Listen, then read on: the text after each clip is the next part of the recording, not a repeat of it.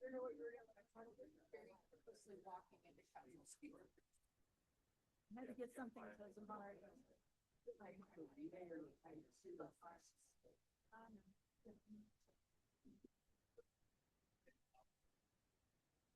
I wear real all the time, so it's hard to sneak in.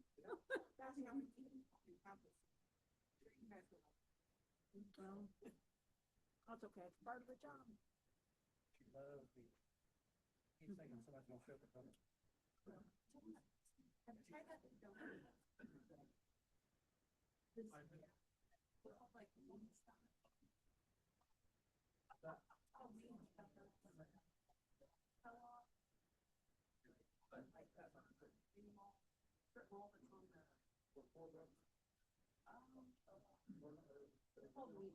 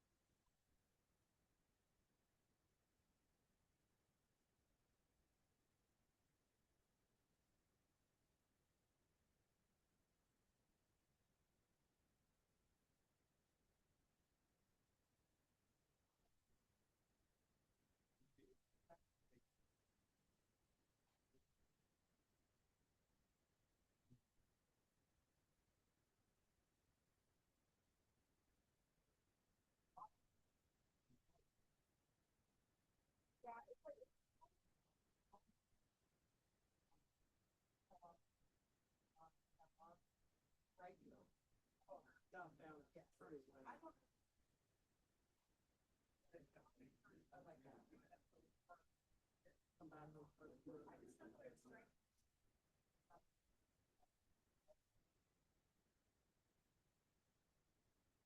that.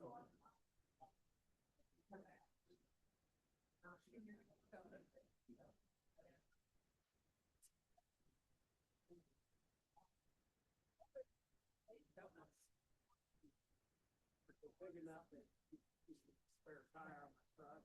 Or like my husband and I can split a donut. Are you in there that big?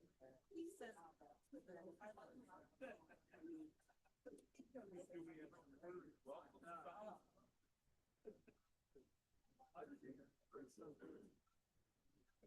Yeah, he just does donuts. I'm saying donut now. That's a lot. That would be a long. Start doing it. Yes. Yeah.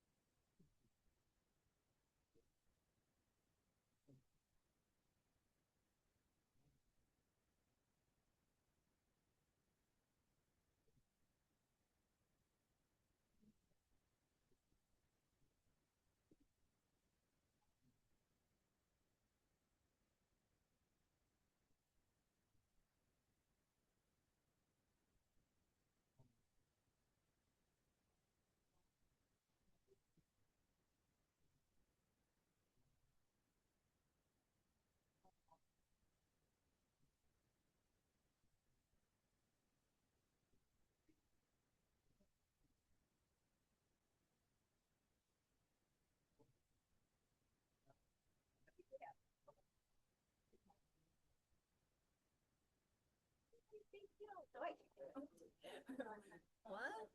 Do we have quorum? Is anybody on? Yeah. Okay.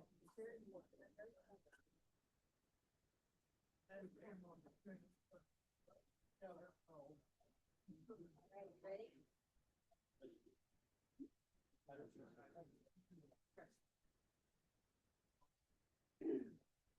Please, are you ready?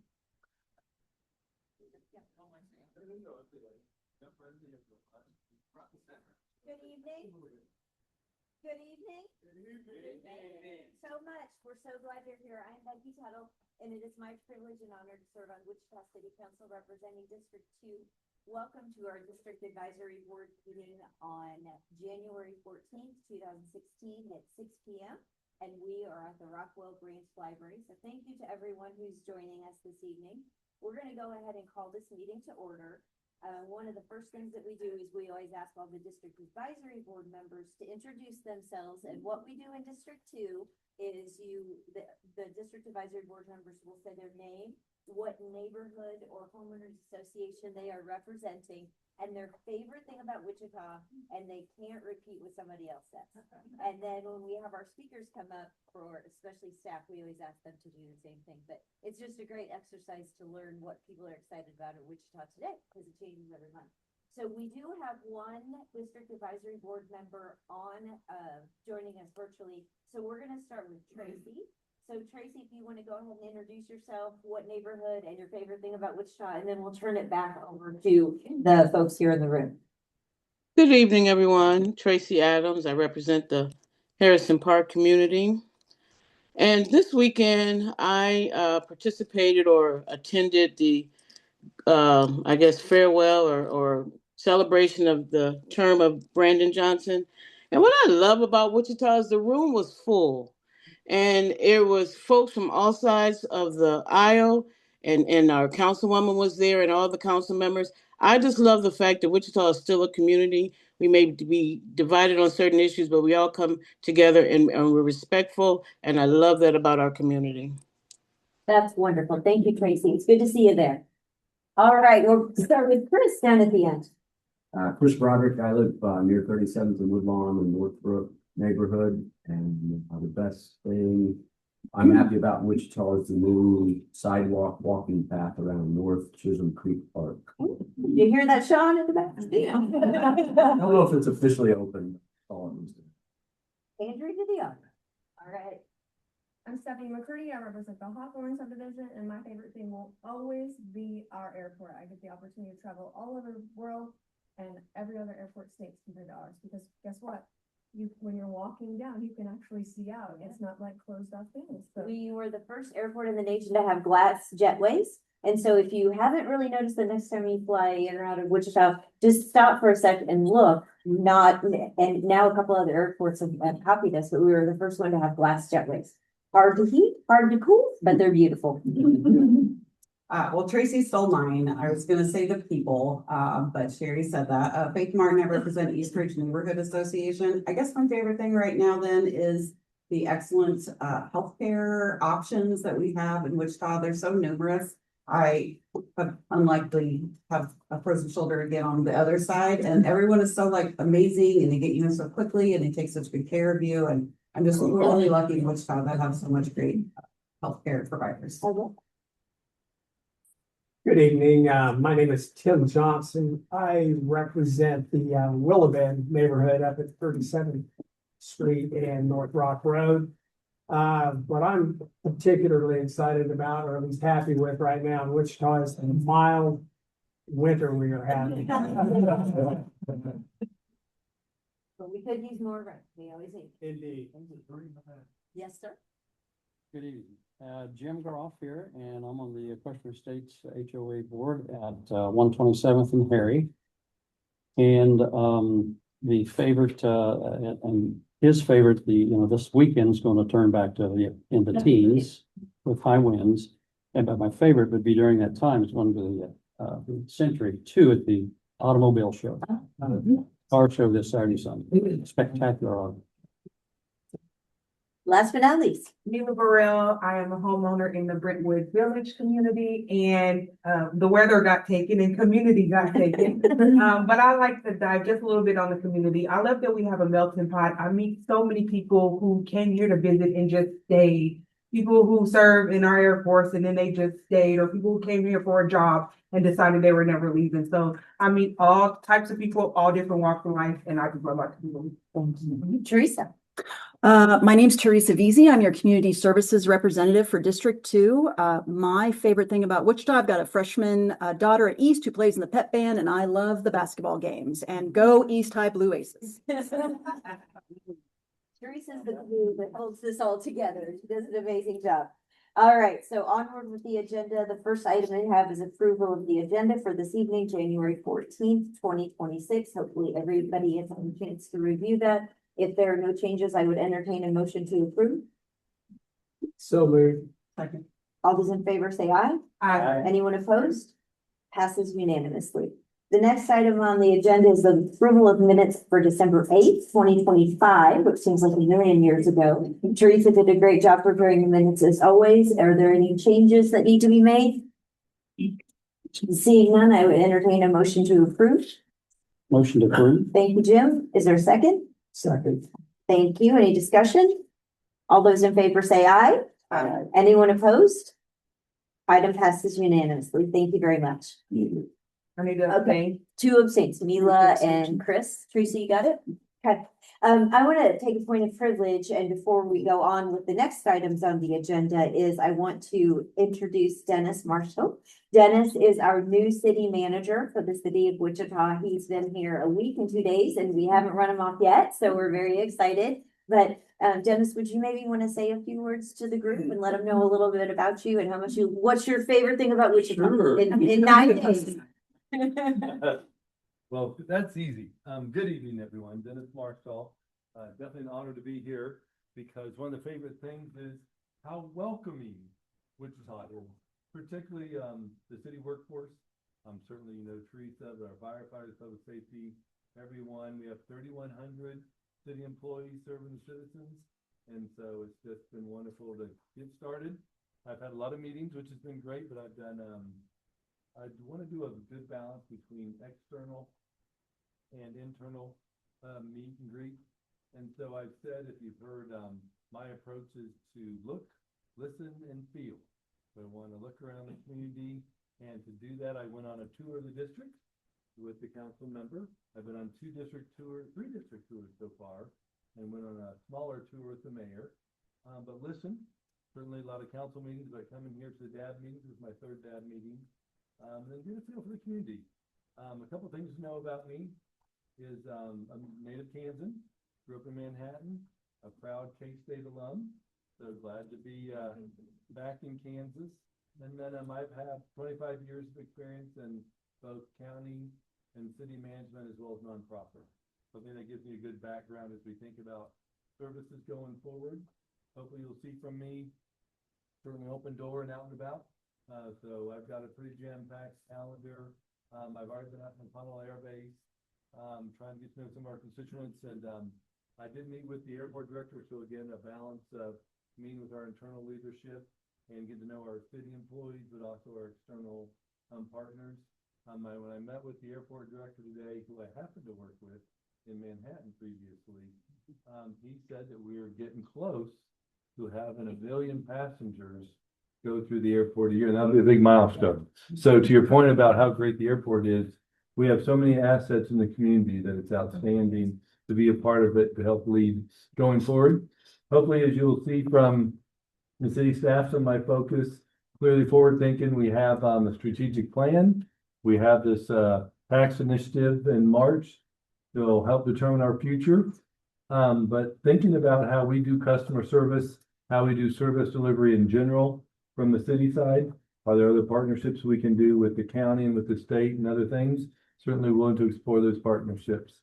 And so, again, happy to be here. Everyone's given me a wonderful welcome. Look forward to getting to know everyone here in this district as well. And then if you're in City Hall at council meetings or other places, I look forward to getting to know you a little bit better. So thank you very much for having me. Thank you for joining us. Stay as long as you would like. Thank you. All right, we are now going to go to public agenda. The first agenda item that we have is a presentation from Wichita Forward. And Dr. Matt will be presenting. We did, and this is regarding the 1 cent sales tax referendum. We did have a special meeting today. It was called yesterday, and an opportunity to decide if we were going to continue with the election in March or if we would delay it in August. It was decided that we will continue with the ballot initiative in March.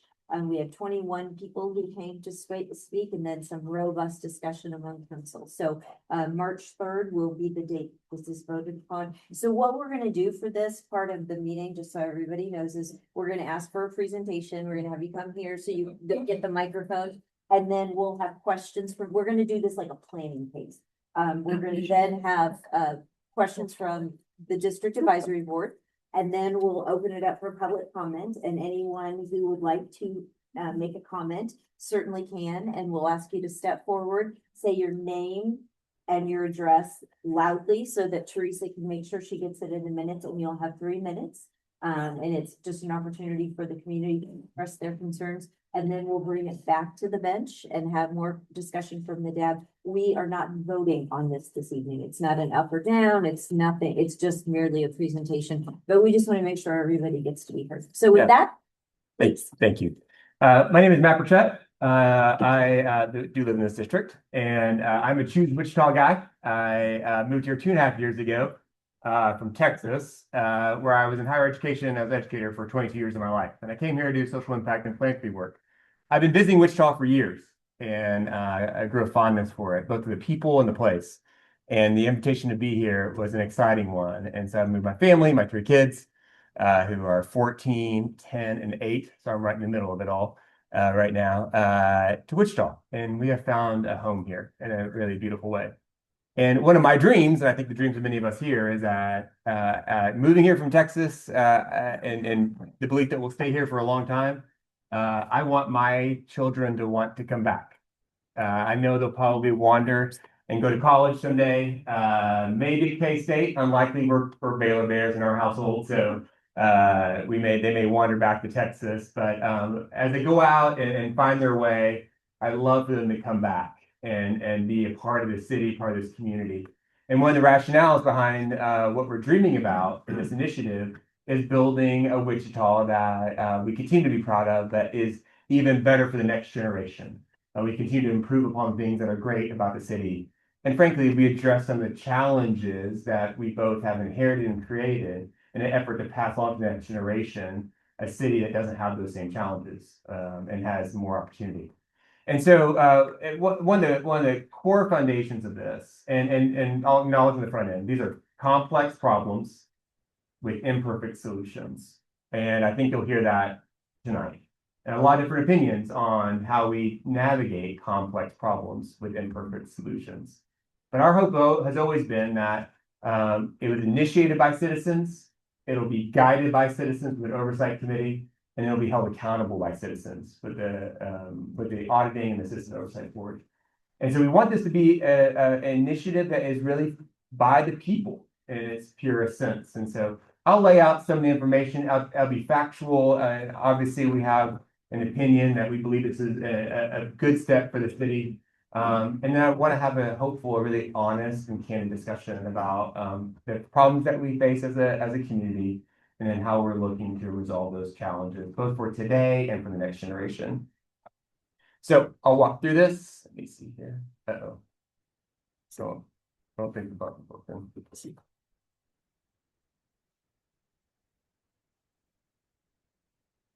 There we go. All right. So from our perspective, Wichita's at a crossroads. You've heard a lot of these conversations over the last few months. Property taxes are high. The funding for Second Life, which is our emergency shelter, which is now a 365 shelter, that funding expires on September 31st, 2026, where they go to $0. Those are temporary dollars that were federal government dollars. And so those dollars expire in October, and they won't have any funding from that point forward. And the city currently does not have a line item that would fund that shelter, and at this point in time. Public safety, after you've heard from the fire chief and others, that they haven't had new fire stations since 2009. We've had a deferred maintenance and deferred investment challenge, and so it's nearly 15 years old at this point. So over $197.5 million worth of equipment that they need to be safe and effective at their jobs. Today it was mentioned in a city council meeting that Wichita has grown 50 to 60 miles since that time frame. We built a new firehouse, and we don't have a firehouse in those adjacent areas. And then we're facing a budget deficit, $4 million in 2028, and then roughly $8 million in 2029. And as you can imagine, we face a deficit or anticipated deficit. The solutions are you either increase revenue or you decrease services, or a combination of the two. And right now, the revenue source that Wichita has at its disposal is property taxes, of which we all can probably agree to some extent that property taxes are a strain on our budgets and our daily lives. And so the hope is that if we reach those opportunities in 28 and 29, where we have a $4 million deficit or an $8 million deficit, that we have a choice that we can have maybe an alternative revenue stream, or but we certainly don't want to increase property taxes or cut services. And so from our perspective at this crossroads, that we really don't have an option to do nothing. These problems, whether sales taxes pass or not pass, are not going away. If it passes the sales tax, this is a solution that we believe could be viable for our city. If we don't pass it, those same challenges will be a part of our conversation next year. October of next year, as a community, we'll have to figure out how we funding Second Light or emergency winter shelters. We'll have to figure out how we are paying for first responders equipment. And we'll walk through some of those challenges here in greater detail. Oh, did it again. So the question often comes up, why now? Why the urgency? And we understand that question, and we think it's a valid question. From our perspective, the urgency is that the expiring funding for our emergency winter shelter is in October of this upcoming year, and there's no budget allocated towards it, which means that's to be either privately funded or not funded at all. The public safety CIP that was mentioned in the last couple of meetings, they just bought a new fire truck, and they bought it with bonds. And so not only are we paying $4 million for a fire truck, we're paying $500,000 in interest for that fire truck, which we could be paying in cash with other alternative revenue sources. And we want to avoid raising property taxes. I mentioned before, these expenses are real and they're coming for Wichita. And they're investments in things that we all care about. We care about our public safety. We care about our firefighters and our police force. We care about our unhomed neighbors and those who are experiencing homelessness day in and day out. And so we will address these as a city. What the question on the table is how? And then who shares in that cost associated with these various initiatives? So we walked into this project wanting to truly understand what was happening in our city. And we did our research. We looked at the CIP, which is the capital improvement program from the city. It's their approved budget for various capital expenses. What the city had already committed to, what various organizations like Visit Wichita or Downtown Wichita or United Way or Second Light, the initiatives they had put forward in their strategic plans, and try to come up with a package that we really believe reflected the voices of Wichitans. In doing so, this is what we came up with. And this has been passed by the city in ordinance at this point to be voted on by the citizens on March 3rd. So 1% sales tax increase that would generate roughly $850 million over 7 years. It does have a sunset clause. So if we reach $850 million early, it stops. If we reach 7 years, but we don't reach $850 million, it stops. It's 7 years and or $850 million. So it has a sunset clause. And it's to secure primarily funding for our first responders and public safety, for our unhomed and homeless services, and to lower property taxes across the community. So project one, building a safe and resilient community. And so our first responders, this is pulled directly from the city budget. So the city anticipates between 2026 and 2033 that these are the investments that that our police and fire are required to have to do their job safely and effectively. Roughly $132 million for our fire and $65 million for our police. This is what we need to spend. And the budget office today shared, and they've been sharing it for months, that the typical city strategy is to pay half in cash and half with bonds or debt. And if we take that similar strategy with this purchase, which is 197 or they amended, say, $193 million to get some dollars from the state. $193 is going to cost us $25 million in debt. We're going to pay interest in $25 million. And so that's a huge cost burden for the city to pay for things with bonds or debt loads. And it's also really difficult for the city to cash flow nearly $20 million a year in purchases alongside of all the other strains that the city has to encounter. So in doing so, we believe that this is a critical investment in our neighborhoods and in our public safety. And we've been going around and looking at the firehouse. The union chief shared today, and we can verify this. Mold on the walls, holes in the ceiling, drafty windows where the air conditioning and heating doesn't work, sleeping on wet floors. I mean, these guys, these men and women, spend a third of their year sleeping in firehouses to help keep us safe. And it's no one's fault in this room. This has been decades of kind of kicking the can down the road. But the reality is that it is our responsibility today to address it. And it's an important conversation for us to have as a community. Sales tax or not, that our first responders deserve the level of care and attention this equipment would provide for them. Next was our homeless and housing, $150 million dedicated to this. It costs roughly $4 million a year to run our 365 shelter. It's currently Second Light. In the ballot language, it doesn't specifically say Second Light. It says services related to homelessness and housing and has a bunch of different guardrails associated with that. But the reality is we have a challenge with neighbors who are experiencing homelessness and providing them a safe place to stay and sleep and get the critical services they need to transition out of homelessness and into housing helps keep our neighborhoods safe, it helps keep our neighbors safe, and helps improve the quality of life in our city overall. We also know that a big part of that is affordable housing. And how do we, if you are in a shelter and you need a place to go, we got to have enough inventory and enough places for people to go and live. They're not living on the streets. And so investments in affordable housing, and the city has some really incredible programs that have already proven to be quite effective. And our ability to invest significant resources into those programs and others that are within the city, I think will not only increase our inventory and the quality of life, but would help those who are experiencing homelessness or maybe can't afford a home or a place to stay at this point, a clean place and a viable place to stay long term. Project 2 is our community and culture revitalization of Century 2. This is an iconic building in our city. And it's certainly a staple of our downtown landscape, and we want to revitalize it. We recognize it has an incredible opportunity to be used as a civic center, as adjacent to our convention center, and that as we welcome guests to the city, which is an important component of this project, to welcome guests to the city, that we'll only be proud to welcome into Century 2, but they'll be excited to be a part of that with us. And so the city currently has $12.1 million dedicated for deferred maintenance for Century 2.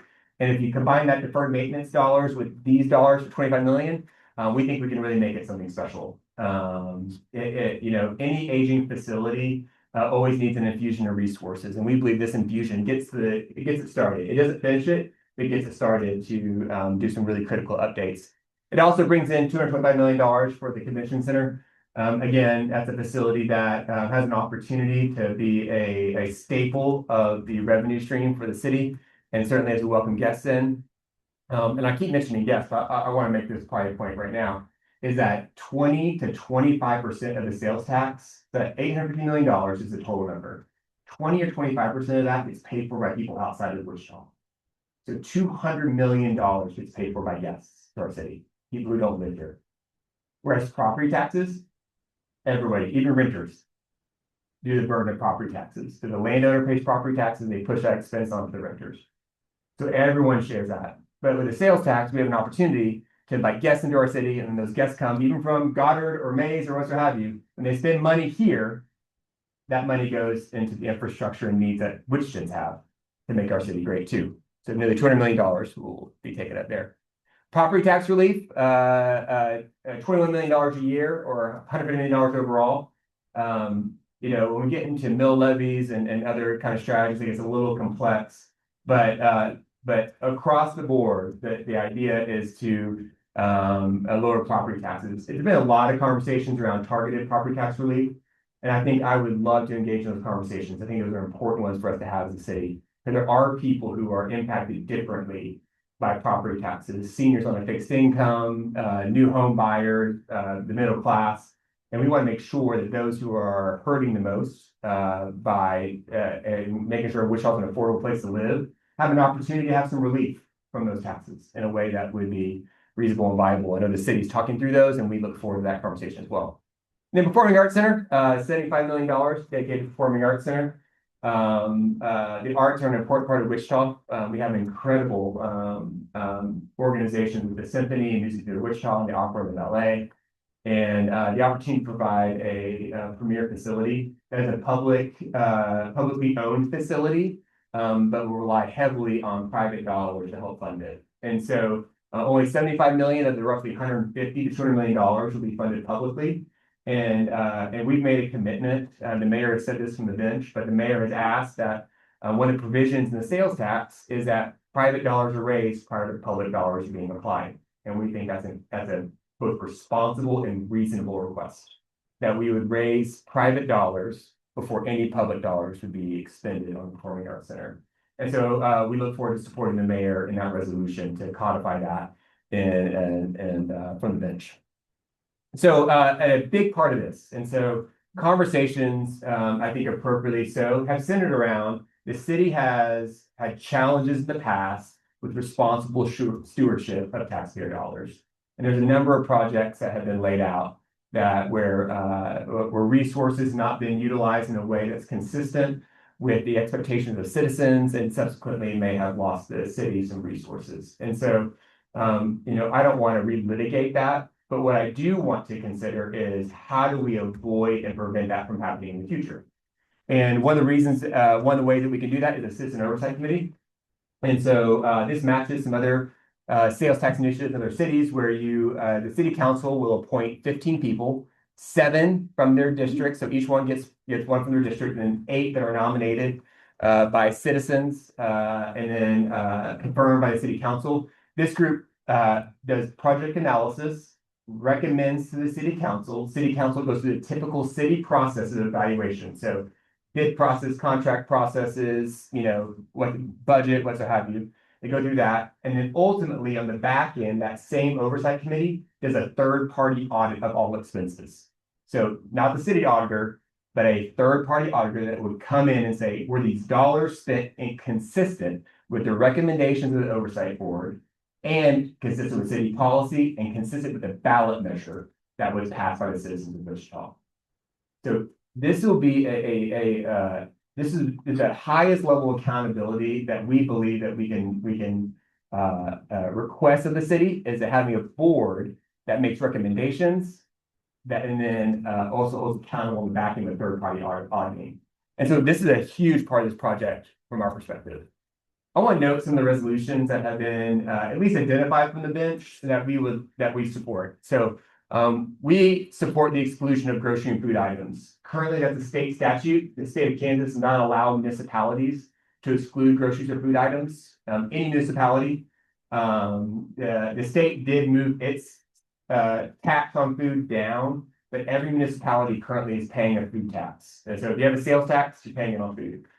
We would advocate that representatives who are in Frederick County, they have introduced legislation, I think, as of this week, to exclude municipalities from the opportunities that municipalities have the opportunity to exclude food and grocery items from their sales tax. And so we would support that. We would support a $50 rebate for the most vulnerable in our community. It models a LEAP program where if you make below a certain income level, a senior or someone who's living below the poverty line, that you would get a rebate to offset any impact that sales tax may have on your budget or your daily living. I've mentioned before, we would support private philanthropic commitments prior to public investment in the Performing Arts Center, and also additional resources to help making owning a home more affordable or accessible, which is not affordable housing and homelessness fund. So we look forward to January 27th. We think the clarity and guardrails are an important part of this. As a group, we want to be thoughtful about not coming forward with great as many details as maybe was hoped for, in anticipation that our city council and our citizens and others would lend voice to that in a really robust way as we shape this as a community together. The coalition is growing and every single day, and so we have a fair number of folks who are signing on to support what's going on. And of course, you can find any information that we have publicly available at wichitaforward.org. And so I will now questions. Yep, so what we're gonna do then, pardon me, very sorry, questions from the district advisory board, and Tracy, we are cognizant that you're joining us virtually, so if we don't see you, raise your hand to speak out, but what questions do y'all have from the district advisory board? For me or Matt? Yes, thank. The maps in Oklahoma City was a blueprint for what Wichita Forward has put together. And when I read through how they have done their advisory board, they have a small board and then they have multiple subcommittees based on the project. Like the people that are experts at property tax and managing that are not going to be the same people that are experts at managing a shelter or what public safety might need or even capital improvement. So are you open to changing to be conform more to what Oklahoma City did? Because they're on maps 4 and that model has worked really well for them. So Oklahoma City has done do I need a microphone? Or can you hear me? Sorry. You're good. Just need to make sure because we're live. Gotcha. So Oklahoma City has done an incredible job. It's still imperfect and they still have their struggles. And the community still has discourse to decide what projects get funded and don't get funded. MAPS 1 had 28 individuals, so their first one, 20, and they're all appointed by the mayor. And that was one of the shifts that we took, is that the belief that having the council specific, having opportunity for each district, and then having the council, the collective appoint, created more diversity in thought. We would support subcommittees that are category experts or stakeholders in those specific areas to lend an expert voice that would make recommendations to the oversight board, and then so on and so forth up and down the chain. Because we recognize the same thing. We believe that the Coalition Homelessness or United Way or others would need to be speaking into those services and what ultimately gets funded in that area and offer that voice. And so, yes, we would support a subcommittee structure that would be content experts or stakeholders. And follow up, are those subcommittees / regular committee, are they setting the priority then for the dollars? Like this fire station gets built first, this gets funded next. I mean, that citizen would be the one setting the priority, or would that be city council setting the priority? I think the way it's designed, and at least in our recommendation, is that the oversight board and then the subcommittees that would be supporting them would make recommendations to the council. The council is ultimately decision maker on where those resources are spent and how they're spent. Got one more here. Okay. Is the 12% property tax relief, is that something that would go into effect on this year's 2026? Yeah, so if this is adopted on March 3rd, the property tax will begin being collected on July 1, and then the sales tax will be collected on July 1, and then it takes 3 months for that first payment to come in roughly. And so, so it'd only be a half a year, but it would be immediate. So our recommendation that there's 3 projects that we believe need immediate funding. And so obviously our first responders, the property tax relief, and then the resources associated with homelessness because of the expiring funding for Second Life. Any other questions for district advisors? Seeing none, thank you, Matt. Great job. Don't go too far away, okay? We will now open it up for public comments. So if there's anyone who is joining us this evening would like to make comments, you can join us at the podium. Again, please clearly state your name and your address, and you will have 3 minutes. Will you time speak for me? I do. Thank you so much.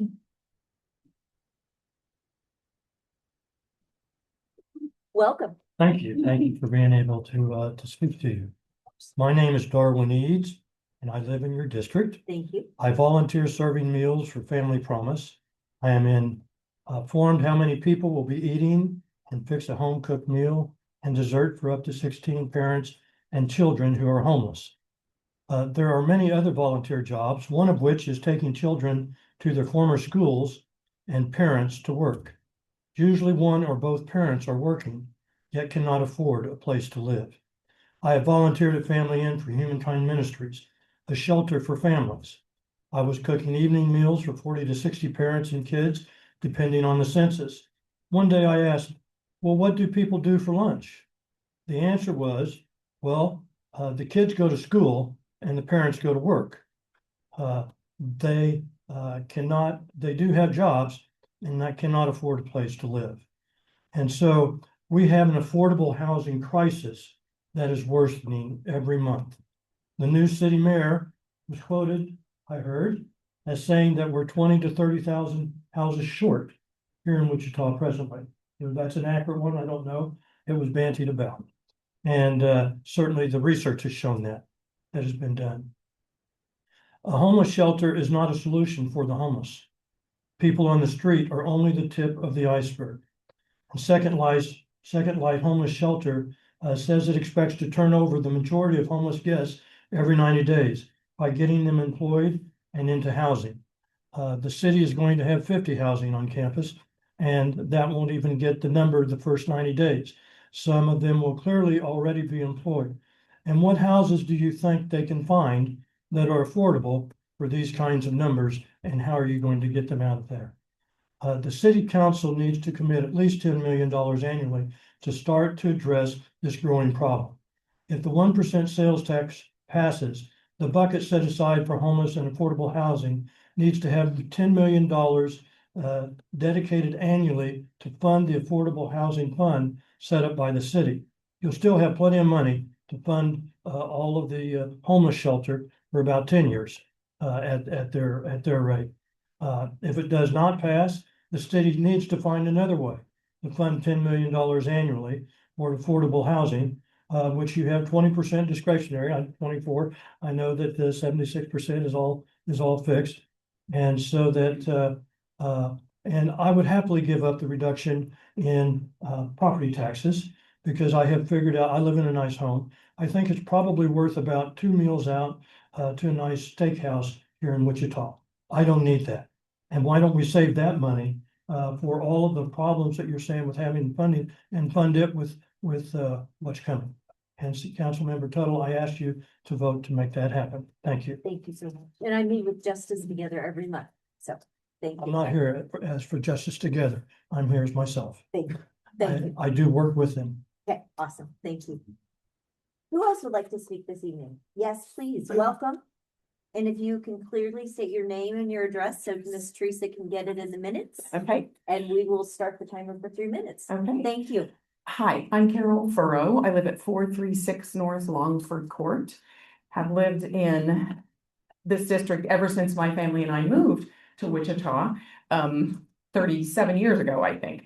So I'm here also to talk about affordable housing and the importance of that fund, Affordable Housing Fund, being funded annually. The city council created that fund, and that's awesome. We have that tool, but it isn't funded anymore. Those funds have run out. Data shows that an affordable housing fund is absolutely necessary to provide options for those who are unhoused.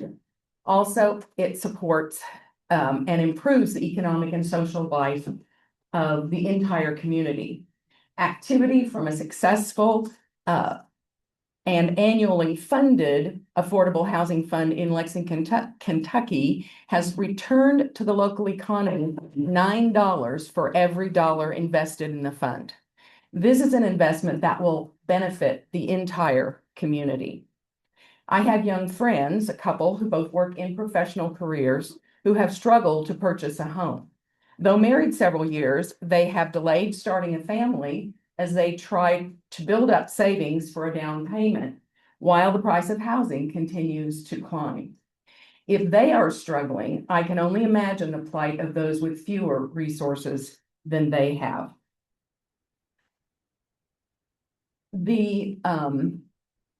Darwin mentioned the second light not being the answer by itself. Second Light Director Dan Clifford recently stated that their program, and though it's absolutely necessary, is part of a continuum of care for unhoused people. The end of that continuum is affordable housing. Without well-funded affordable housing fund, Second Light's good work will not solve the problem of homelessness. Only with enough affordable housing will we end this sad situation. So I'm asking the city council to secure at least $10 million in annual funding for the Wichita Affordable Housing Fund, and to make a clear plan for how the proposed sales tax will help reach this aim. Thank you for your time and for listening. Thank you, Carol, for being here. Thank you for your passion on this topic. Hey, who else would like to present? Welcome. I know I'm being redundant, but name and address. And you were at city council today. Yeah, Different thank you very shirt, much. right? But you were there. Well, yeah, just same, just different colors. Thank you. My name is Corey Swartfager at 7213 Chelsea Street. And Spell your last name. yes, and the first name is Corey. Oh. And last name is Swert, F as in Frank, Ager. And yeah, and thank you, by the way, for the special meeting today and giving us all a chance to speak. It's always a pleasure. And you know, as Darwin and Carol said, the affordable housing piece is important. And I've got you know, I'm a member of and heavily involved with First Unitarian Universalist Church, and which is also in the district. And we've got a number of congregants that struggle. We've got one person that permanently, due to disabilities, is unable to get her, you know, her own home because she can't afford one. Got another one that has to make the choice of being able to stay at this crappy apartment because there's no other place to go. And so when the cold hits, he can't do the heat.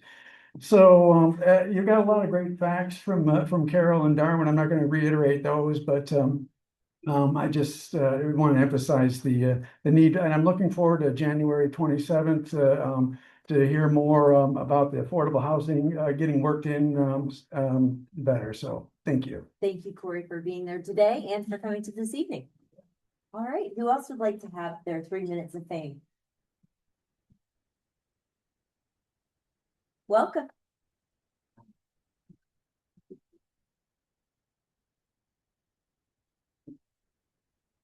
Good evening. I'm Nancy Brown. I live at 11707 East Crestwood here in Wichita, District 2. One of my favorite things about Wichita is that it is a city full of people who care and who help when there's a need. One of the things that I most care about is the lack of affordable housing, to the tune of several thousand housing units. When we have that much of a gap, it just increases and solidifies the homelessness problem, the homelessness crisis. The fastest growing demographics in our homeless population are families with children, mostly working families with children, and senior citizens who are getting priced out of their homes because they can't pay the taxes anymore, or because the rents have gone up too much. I have a number of friends who either have had children move back in with them or are having to downsize and move to less safe places or less desirable places in order to just have a roof over their heads. And not too long ago, when looking at possibly moving, I discovered that I was going to have a problem too. Because like so many, like about 40%, more than 40% of which are renters, I'm cost burdened. I'm paying in excess of a third of my monthly income just to maintain a place to live. And 1 in 5 are paying more than half of their income for rent. So, well, I've experienced some hardship firsthand, belt-tightening here and there, and changing subscriptions, dropping subscriptions. I know that so many other people are much, much worse off. So my concern is that will there be a clear, specific plan to secure at least that $10 million in annual funding for Wichita's Affordable Housing Fund on an annual basis. It can't just be a one-time thing. It's got to be ongoing for as long as there aren't enough homes to go around. My other concern has been with the council incorporate measures in the proposal to avoid making things harder for people who already struggle. Especially renters, low-income families, seniors, and families living paycheck to paycheck. Dr. Burchett mentioned that the council is working on this, and I look forward to seeing what they come up with. Before I can make my decision on how to vote, I'm looking for clarity on these points. I really want to know. You and I've spoken enough, Councilmember Tuttle, but you know that I did. So I'm asking the city council to make that a line item, a priority for the $10 million for the Wichita Affordable Housing Fund, and to make a clear plan for how the proposed sales tax will help reach this goal. Thank you for listening and for serving our community. Thank you. Thank you, Nancy. My pleasure. And I think I came in under 3 minutes this time. Just a little over, but you were good. Anyone else want to speak this evening? All right, seeing yes, please come forward. Good to see you again today too.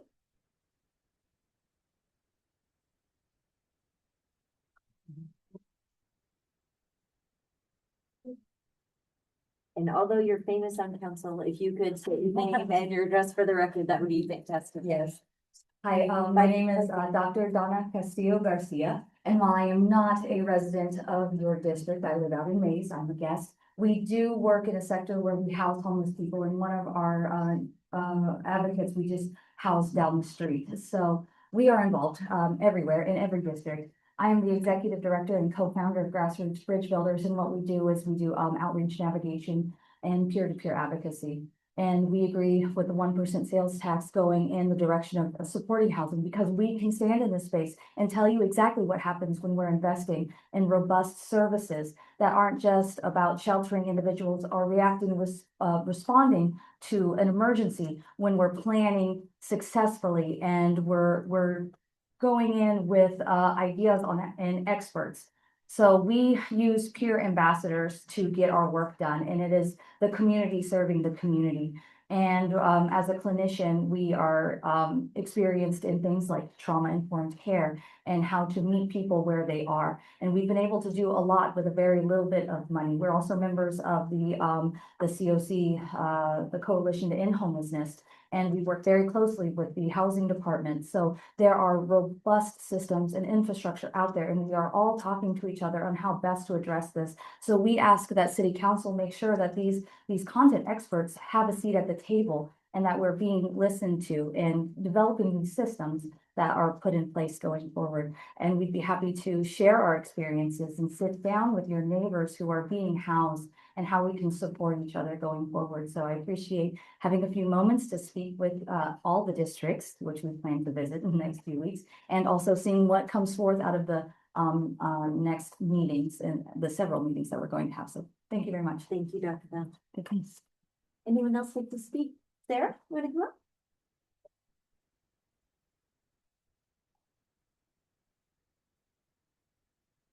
Sarah also joined us today at City Council.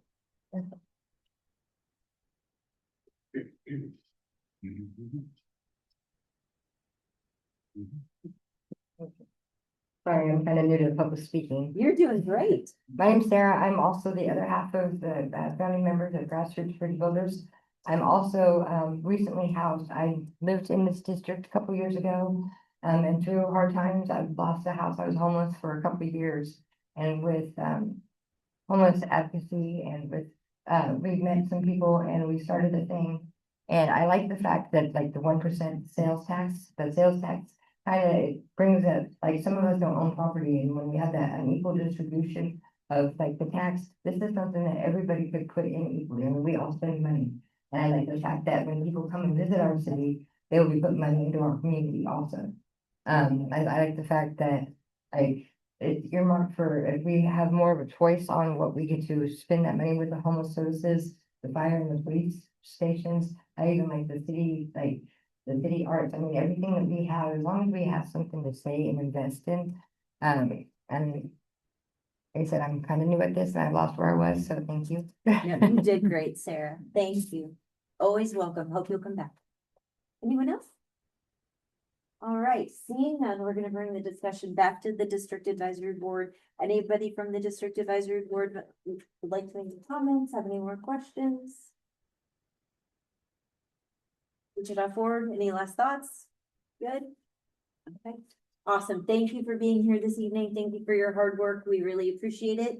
Thank you to everyone here. I know you're here for some different agenda items, but hopefully you found that interesting too. So get home safely. The next agenda item is Barbara. Is Barbara here? Yes, and Barbara, you wanted to talk about affordable housing too, right? Not sure you want to. Not sure you want to anymore. Miss Barbara, could you please make your way to the podium? Do you need help? I'll just walk along here. You know what, Miss Barbara, we can bring the microphone to No, you. no, I'll just. Are you sure? Yeah, okay. Thank you.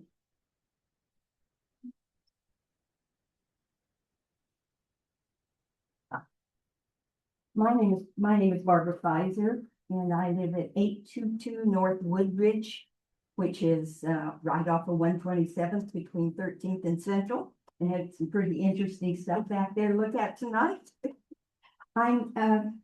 You have been listening to lots of information about affordable housing, and I asked to come and speak about it tonight. I didn't know there would be so much wonderful support.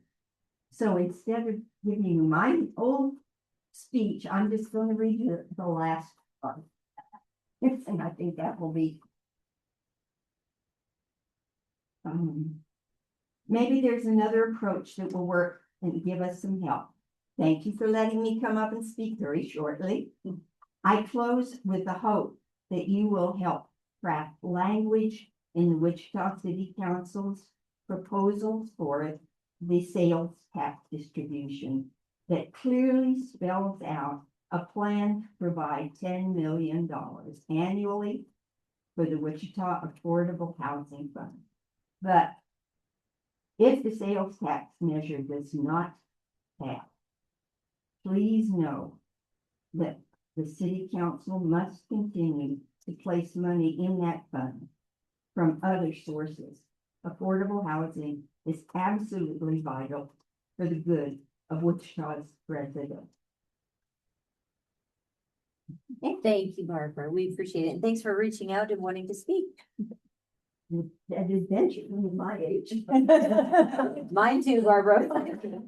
All right, so next on our agenda is any off-agenda items. Is there anyone here today who would like to speak on a topic in the community that's not on our agenda? So not about 127th or any of the zoning cases that we have?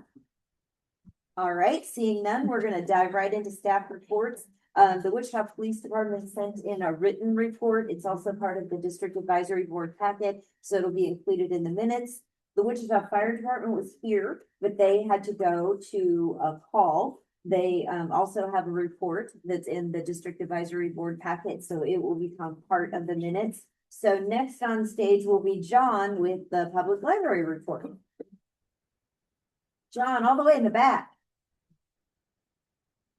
And so, John, I'll give you a minute while you're walking up and you're gonna let us know your favorite thing about Wichita besides Rockwell. But for our new manager and then also the community, if you could, in just a couple sentences, this newly renovated, beautiful building, just give us a quick facts. How much did we spend? What did we add besides the great huggy squishy chairs that I love? If you haven't, when you leave, if we're still open, maybe take a tour, come back, but maybe a few fun facts about this facility. Sure.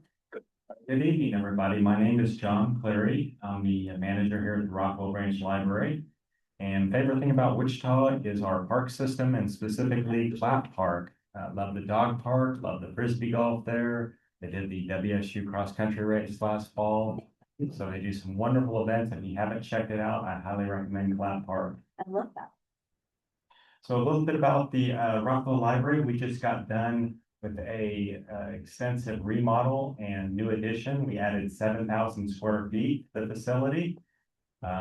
The city spent ARPA funds, roughly $2.5 million to upgrade everything. So new carpet, new paint, new lights, new furniture, new shelving. We currently have 9 part-time staff and I have 5 full-time staff. And we love helping all of our customers with all of their library services. We've added a lot of amenities besides just books and movies you can check out. We have our drive-up window where you can get out and don't have to get out of your car to return items or to pick up your holds. We have roughly average probably 500 to 600 library customers a day. We check out over 20,000 items a month. We have things like experience passes. We partner with the Botanica Exploration Place, Sedgwick County Zoo, and museums all over the city, and provide free family passes for a week that you can check out with your library card. So if you haven't checked out the library's website lately, it's wichitalibrary.org. Click on services, and I think you'll be amazed at all the things that your library offers. So I'm here at Rockwell. I'm representing Wichita Public Library, where we have our main branch, Advanced Learning Library downtown, and 6 branches all over the city. So some of the other amenities besides the comfy chairs, we have an electric fireplace, which is functional. So we were the first freestanding library here in the city, built in 1976, almost 50 years ago. So we were ready for a remodel and an upgrade, and we did a really good job. And we're looking forward to serving customers for the next 50 years. So I joke, this is the only Santa-friendly library because it's the only one with a fireplace. Yeah. So, John, real quick, and then I'm gonna let you dive right into it, but I think this is important for our new city manager and other residents who may not know. I'm a huge advocate for literacy, worked a lot with the library system. One of my favorite things is if you come and check out materials, not just books, at the bottom of your receipt, what is there that I love, that I talk about all the time? Sure. At the bottom of your receipt, it tells you how much money you saved using your library today. So for example, if you had gone on Amazon or purchased books at a bookstore, you saved that money by borrowing it from the library. We have customers that save $4,000 or $5,000 a year. Besides books and movies, we check out laptops. We have a new laptop dispenser here. So if you don't want to bring your own technology from home, you can bring your library card, check out a laptop out of our dispenser, use it for 3 hours. We have collaboration rooms here at this library now, which we did not have before. We have 3 for adults and 2 specifically for teenagers, 13 to 19. So a dedicated teen spot, expanded children's area. We really focus on story times and early literacy, and want to provide all kinds of opportunities for literacy, all age levels. So, City manager, do you have your library card yet? Yes. You can get your library card. We'll help you. It takes about 10 seconds. We will get And we your have a library brand card. new Wichita Flag library card. We do. We actually have 4 options. We used to have just 1 option a year ago, but now we have 4 options for library cards. We have our old school, we call it. We have traditional one. We also have our pet lovers, which is the dog and pet cat on it. We also have the Wichita flag, and also the Wichita flag with the city skyline, and the keeper of the flames. So stop by and for any service points and desk and reach a free library card. Awesome. Thank you, John. Sure. All right, so here's what's happening at Wichita Public Library this month of January, and I'll touch on a few things in February as well. First up, we're celebrating our 150th anniversary on February 3rd of 2026. The Wichita Public Library marks 150 years of providing free access to library services, public information, helpful resources, welcoming spaces for all Wichita residents, regardless of background. The festivities begin at the Advanced Learning Library with a come and go opportunity on February 3rd to share your favorite library memories or hopes for the future. Your story will live at the library as much as the stories on the shelves. So please contribute to our 150-year wall display with pictures, notes, and other creative expressions of your library love.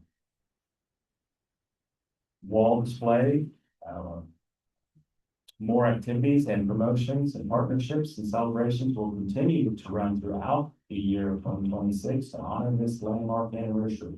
So stay tuned and check out our library website frequently. Next up is our 2026 Read ICT Challenge. The iconic Community Reading Challenge returns for the 10th year.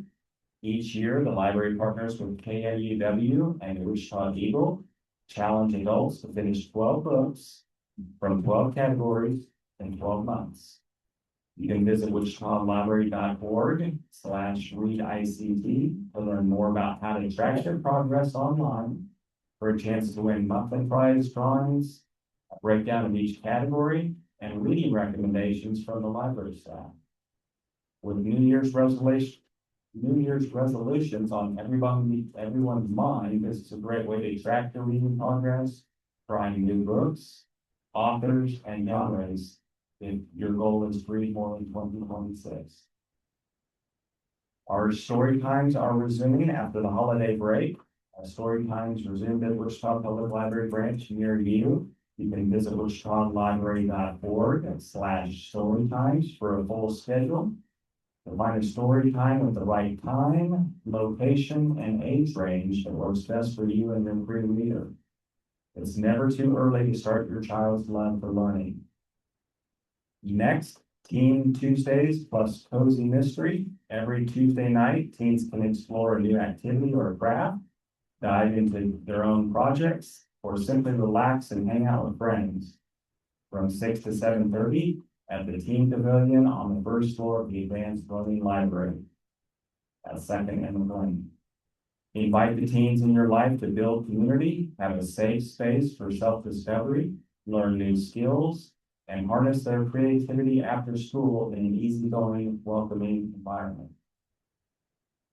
Additionally, the library's Teen Advisory Board will host an after-hours cozy mystery at 6:30 p.m. on Friday, January 31st at the Westland Branch Library near Central and Highland. The Teen Advisory Board members will act out an art heist and leave clues for other teens to examine the evidence, question witnesses, and solve the mystery. The National Alliance on Mental Illness is partnering with the Wichita Library and at our Alfred Branch Library at 230 Meridian in South Wichita. NAMI, as it's called, is a nonprofit organization that provides mental health support, education, and advocacy for a 4-part series of wellness programs designed to empower participants to better manage their physical and mental health. You can register online by visiting the library's website, wichitalibrary.org/events. Or you can call our main telephone number, 261-8500. Finally, the author talks, we're partnering with Watermark Books to offer some author talks coming up. The library is partnering. We have a couple of exciting author talks. The first one is at 6 p.m. on Tuesday, February 10th at the Advanced Learning Library. We will host Mikhail Threets, a resident librarian for PBS Kids, and a new host of Reading the Rainbow, to discuss his new book, I'm So Happy You're Here, a celebration of library joy. And then at 6:30 on Thursday, February 19th, the Advanced Learning Library will host New York Times best-selling author Kate Quinn to discuss her new novel, The Astral Librarian. The Wichita Public Library Foundation will host a VIP meet and greet before the author talk. Tickets will be $100 and include admission to the VIP meet and greet, the author event, and a signed hardcover copy of the book. You can RSVP for both events by visiting watermarkbooks.com/events/tags/author events. And that's all I have for you for this evening. I can take any questions now. Great updates as always. Any questions for John? Looks like we're going easy on you tonight. Thank you, John, for being here. Appreciate it. Thanks for all you do, and happy birthday early to the library system. Thank you very much. Thank Have a you great very evening. much. Next, we have probably one of the most enthusiastic city employees I know. We have John Sidwell with Park and Rec. He's going to give us their updates. John, the other John said that Park and Rec is his favorite thing about Wichita. Are you gonna say libraries is yours? Of course. You know, he scratches my back, I'm gonna scratch his. No, I'm John Sidwell, Recreation Supervisor over at the Boston Recreation Facility. I would say my favorite thing about Wichita is just the wide variety of types of food you can order out or go out with your family. I'm really excited about the new addition coming up with the Cheesecake Factory. I don't have to go to Kansas City to get it now, so that's exciting. To start off, I'll cover over some of our aquatics. I know it's weird to talk about aquatics this time of year, but generally when the pools and splash pads are down, we can get some of our general maintenance items completed. We were able to complete those general maintenance items. We're always aware that, you know, stuff will come up when you go to reopen those facilities. But as far as what we know to be wrong has been taken care of. And then we're also in that time of year where we're planning to see how many jobs we are needing to fill with the guarding for the pools. So we sent out letters to our returning staff to see who's going to be committing to the next season.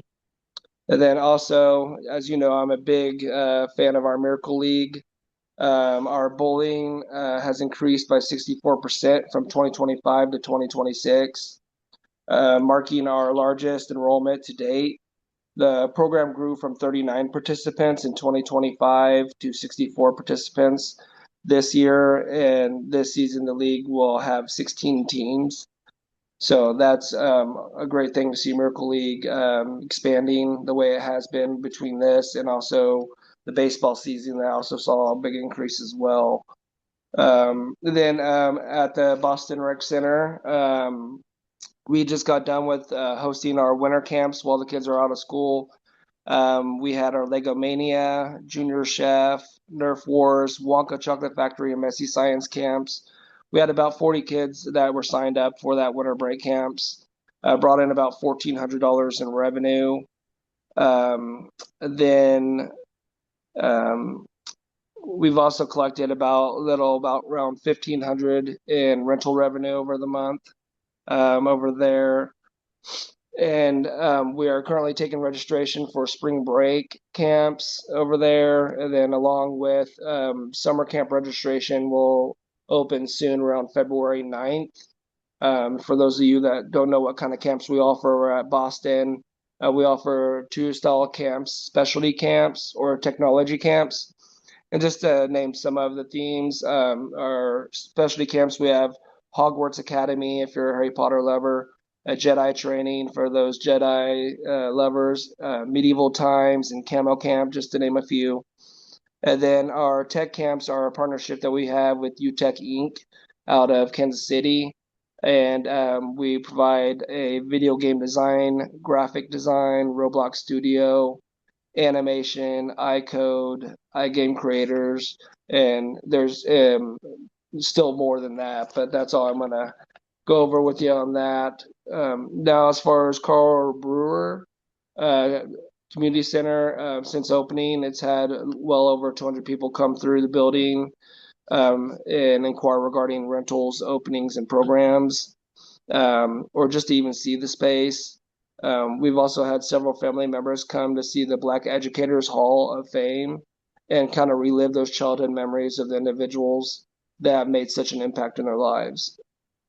And then community members are also excited that all the programming is returning to the center now that construction has completed for the most part. And classes started January 3rd. The free open gym to the public has been a big, real highlight in bringing some people in. And then the senior building over there is being utilized for the child development classes, which started earlier this month. These classes offered for the little ones help prepare the children that are heading into kindergarten in August of 2026 or maybe even 2027. But we do have a contractor still on site that's just kind of checking a few items that needed some attention. But overall, the first opening month of Carl Brewer has been exciting and wonderful. Evergreen Rec Center's roof replacement has been completed, which should now shift over to the Boston Recreation Facility. It should be next on that list for a roof replacement as well as flooring replacement at the facility. Being the one in charge of that facility, I'm excited about that. So, then as far as our Kansas Wildlife exhibit, we offered the Winter Wildlife Festivius, which was held Saturday, December 27th from noon to 3. We had about 650 visitors that enjoyed a unique experience. We had a faux snowball fight. They got to enjoy snacks. And the Animal Ambassador feeding time program was a big hit. We also had a barbershop quartet delighted ears with a series of songs, and an ice cream truck even visited the Riverside Park. Then, even though like this time of year, overall visitation to Kansas Wildlife exhibit usually kind of wanes down, it does also increase a new opportunity for new visitors to increase over the holidays to come and see what we have to offer here in Wichita. That's nice. And then as far as Napster Park, you know that we offer our Winter Wonderland program to the public, and especially since the city manager's new, I'll go a little bit over that. Our Winter Wonderland at Napster Park, it was on Friday, December 5th. It brought more than 2,200 community members for a great evening with free admission and activities for all ages. Our MC was Lisa Teachman, the KSN head meteorologist, and she's always a delight to have around as an MC for us. The celebration kicked off at 6 p.m. with two of the Miracle League children illuminated the park with the holiday tree lighting. And the kids got to be brought in on the fire truck, so they really enjoyed that aspect of it. Once the tree lighting was complete, guests enjoyed an array of seasonal delights, like roasting marshmallows over the fire pits, sipping on hot chocolate, savoring cookies, and candy canes, of course. Photo stations were throughout the park, offering perfect backdrops for family snapshots. And then one of the evening highlights was the chance to meet and take photos with of course, Santa and Miss Claus. Children had the opportunity to also write letters to Santa and drop them into our magical mailbox for a special North Pole delivery.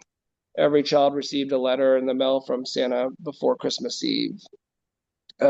Guests also enjoyed browsing vendors such as Better Homes and Gardens, Woolston Realty, Great Plains, Nature Center, Girls on the Run, Orange Theory, and more.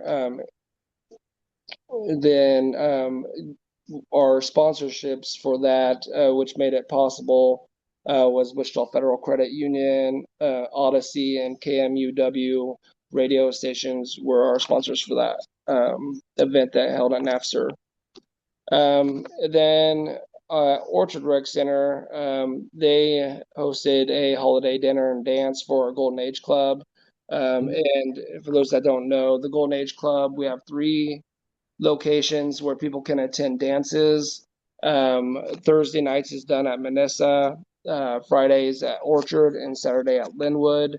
And they're all 3 individual clubs that offer, whether it's card playing to dances, but the one at Orchard held an annual holiday dinner, which was a catered meal for about 118 seniors in attendance.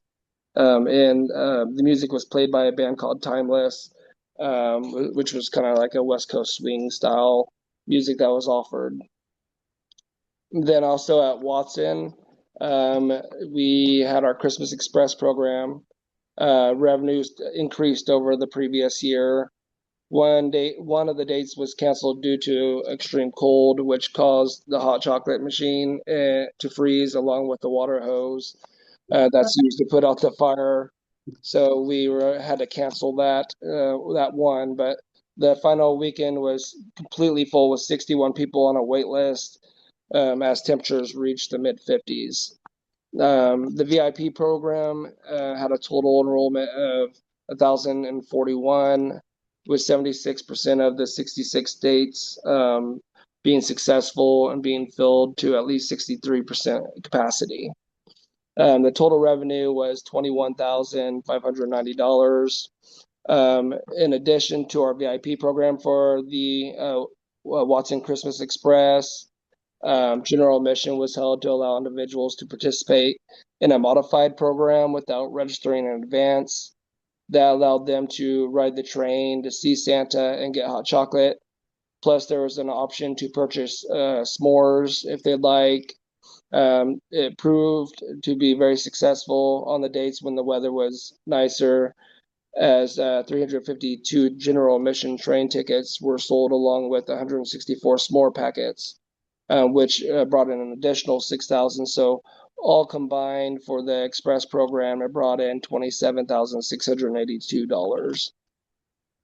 And then at the Rough Wolves Riverside Tennis Center, the tennis center was named United States Tennis Association's Kansas District Member Organization of the Year for the second consecutive year. Man, I just realized how weird saying that was. But anyways, this recognition highlights the continued hard work and dedication of our staff and coaches in growing and supporting tennis in our community. We have also been invited to accept the award at the U.S. Tennis Association Kansas District Awards banquet on January 17th at the Topeka Country Club. But other than that, we started our winter session of classes. We're still taking registration for even classes that have started. We have some many classes that haven't even started yet. So be sure to get on the website, take a look at the Evolve guide. And if you need any assistance in signing up or registering that you can't do online, we have our mobile app, or you can call Recreation Center and then get you signed up on the phone. With that, that concludes what I have today. Any questions from District Advisory Board members? I don't see any. John, it was so thorough. We don't have any questions for you. So thank you for all you do. Appreciate it. All right. Thank you. Have a great night. You too. Have a great night. We're going to go into the new business section of the meeting now, and we are going to start with 127th Street from Douglas to 13th. Because Tracy is still joining us virtually, we have 6 of the 11 members. I think Faith is still joining us for a few more moments. So we still have 4. So she's joining virtually, and yeah, she's staying on the phone as long as she can. She doesn't have to do that. But we have 6 members, so we have 4. Welcome, Sean. Welcome to your team in the back. Steve, thanks for joining us. Thank you for being here for the open house. Thank you for answering questions. I heard some more questions from folks, so look forward to your presentation. Then we'll have District Advisory Board meeting questions, District Advisory Board member questions. Then we'll go up for public questions, comments, and then let you address those. Does that sound good? Yeah. Okay, let's do it. Sean Mays, Chief Design Engineer for the city. Before I start on the presentation, I'm going to introduce the people in the back. Steve Degenhart, Assistant City Engineer. Maude Fazali is the Capital Improvement Program Engineer. He will be our project manager within this project. Kyle Kearns, Trucking Division Manager. We can hand it off to somebody out in the field to actually work with contractor to build it. That'll be Kyle or some of his team. PEC staff, Kyle Kelsey and Christy Skaggs. If you have any test questions tonight, they're going to one of those 2.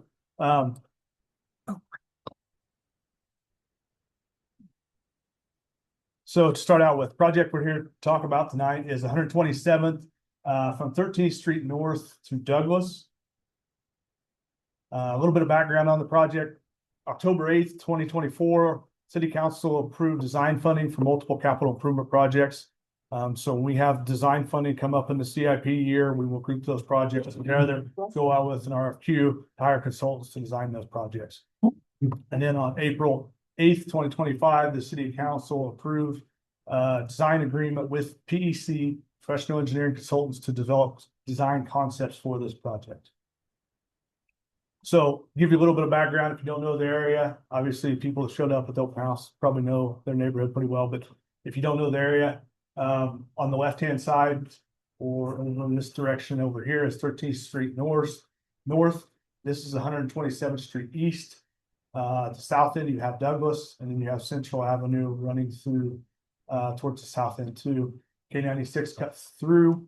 You also have the on-off ramp to K96 and the KTA. The numbers you see here are existing traffic volumes throughout the corridor. So it varies anywhere from about 1,200 down by Douglas to 7,300 just north of Central. If you don't know, it doesn't show on this diagram, but 127th no longer connects to Kellogg. That was when Kellogg got enough traffic on it, they closed that off. KDOT, there's a KDOT facility down there. They were the main one using it. There's a bridge going over the KTA. When Kellogg was expanded, that bridge went away. That facility actually went to the KTA, and access to that facility now is to the KTA and not to 127. So it just stops 1,000, 1,500 feet north of Kellogg and dead ends there. There's a turnaround there. Existing conditions. So there's a couple different sections through here, so we're going to walk through piece by piece. This is the intersection of 13th and 127th. 127th on the north side of 13th is a 3-lane with on-street bike lanes. A 6-foot sidewalk on the west side. And there isn't a sidewalk on the east side all the way down at the intersection. We had to stop it because of some drainage issues with a channel being parallel to there. That neighborhood that does come out on the south side of Redbud Path actually connects into that sidewalk and connects up to Redbud. So if they do want to come south, they go north a little bit and they can come back on the west side. 13th Street, 5-lane at the intersection, narrows down to a 4-lane outside the intersection and expands out to a 5-lane once you get out a little ways too. The existing sidewalk or multi-use path. So currently on the south side of 13th is a 10-foot wide multi-use path. It connects into the path that runs around K96. If you're familiar with that path, there's an asphalt path within the K96 right of way that more or less follows it. It dies or ends at the south end or towards the south end of this project, just north of Central. I'll show you that diagram. 127th south of 13th Street is currently a 2-lane asphalt mat between 13th Street and the bridge over K96. So the bridge I talked about over K96 is right up here. So this is 127th running up and down on the diagram is Central. Central is a 5-lane. The intersection again tapers down to a 4-lane outside the intersection. The 5-lane extends on the north side across that bridge and then tapers back into that asphalt mat. The section on the south side is a 3-lane roadway, curb and gutter to the KTA and K96 on-off ramp that we'll look at in a little bit, show you exactly where that's at. But it's a 3-lane curb and gutter through that area. It's a 5-lane curb and gutter to the north side. There is existing sidewalk on the north side, but only on the west. Existing condition, this is that bridge I talked about. This is the bridge over 96. As you can see, we're looking north here. There's no sidewalk on the east side. There's an existing sidewalk on the west side, and it ties into that 96 path just on the north side of that K96 bridge, of the bridge over K96. Between Douglas and Central, or between the KTA, K96 on off ramps and Douglas, it's 2-lane asphalt mat, just like it was between 13th, just south of 13th. It's 2-lane asphalt mat, ditches on each side, no sidewalks. This area south of Central right away becomes more constrained. It looks like there's a lot of room on the east side, which would be the right-hand side of the picture you're looking at. But there is also a large transmission gas line running through there. They have a large private easement. So what we can do in that area, it is, I don't want to say we can't do anything, but it's limited to them approving it and being okay with it. And ultimately, if they come back and replace their facility or add another pipe to their facility, they can damage what we put in there and they would not compensate us for that. they have that right because their right precedes ours before it was right away. So now start going through the concept, the proposed concept, 13th Street over here. This goes south and then wraps back around. So this piece here and this piece over here connect. So this is going south, and this is the south end of what you see on this diagram. There's another diagram I'll go through. You can't see much here, so don't take a whole lot of context of exactly what you're looking at. I just want to point out some overall arching themes. But part of it too is there's some changes throughout the corridor that I'll talk through and show you different diagrams through kind of what those are. But start out with the section between 13th and Central will be a 3-lane roadway. So 1 throughway in each direction, 2-way left turn in the middle. Where we need left turns, there will be a left turn lane. Where we don't, we are putting a landscape median. That typically means trees. Add some beautification to it. Also helps to some extent to try to slow down traffic. The road feels narrower. Just due to that space being taken up and not just a sea of asphalt out there. This does have on-street bike lanes between Central and 13th. That matches the section to the north of here, which ties into the Red Bud and ends at 21st Street South. So it's a 3-lane with on-street bike lanes. This will match that. There is a right turn lane and a decel lane into Crestview Country Club. They obviously have a large parking lot there. There are events where there's a large number of vehicles going in there. So I believe currently it does have a decel lane. We are adding a decel lane with our project. That is one of the few locations that we are doing it. On the west side, you end up with a 10-foot wide multi-use path. Yes, we have the on-street bike lanes, but because of the connections we have with the K96 path and the path on the south side of 13th, rather than just putting a 6-foot sidewalk, to us, it made sense to widen that. So if you have people, whether that's pedestrians or whether that's bicyclists that don't feel comfortable with the on-street bike lane option, they have an option there through that. And it's just a short stretch to connectivity where you have both. Shouldn't say that, it's a mile, but it's tying into other facilities that go significantly long distances. So you might have a number of people that want to do that. And then you have a 6-foot wide sidewalk on the east side. This will be curb and gutter. In general, the road will lower to get things to drain over the curb. That's probably all I want to hit on with this slide. I'll go on to the next slide. This is the southern end of the project. So where that one stopped, starts over here. This is the connection to the 96 path, and the 96 path goes north. From here, it does not go south. We will put a pedestrian crossing there. It's 3 lanes, so we'll have a median. Get that out of the way. Have a median in the middle.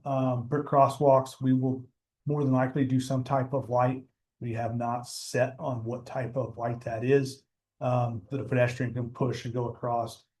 I would say in most cases, that's probably more for somebody that's either taking a while to get across or during peak hours, because most able-bodied young people are probably just going to walk across without pushing the button because of the median in the middle, because you can draw across one lane of traffic, stop in the middle, and then look at the other side and cross when it's safe there. But we will more than likely put a light in there with this overall concept.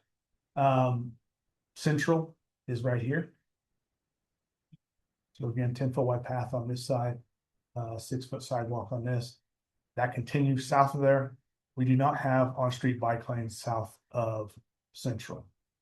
Comes down to a couple different things. Part of it's right-of-way. The right-of-way starts getting constrained. A bunch of the west side over here was platted either way back when in the county, and they didn't give up as much right-of-way. There are houses that are closer to actually fronting on to the street than other areas that we have. I've already mentioned the gas main. The other part of it is we are proposing from this bridge here all the way down through to the entrance to on off ramps, K96, KTA, is more or less going to be a maintenance project to save money. That's existing curb and gutter. It's already improved.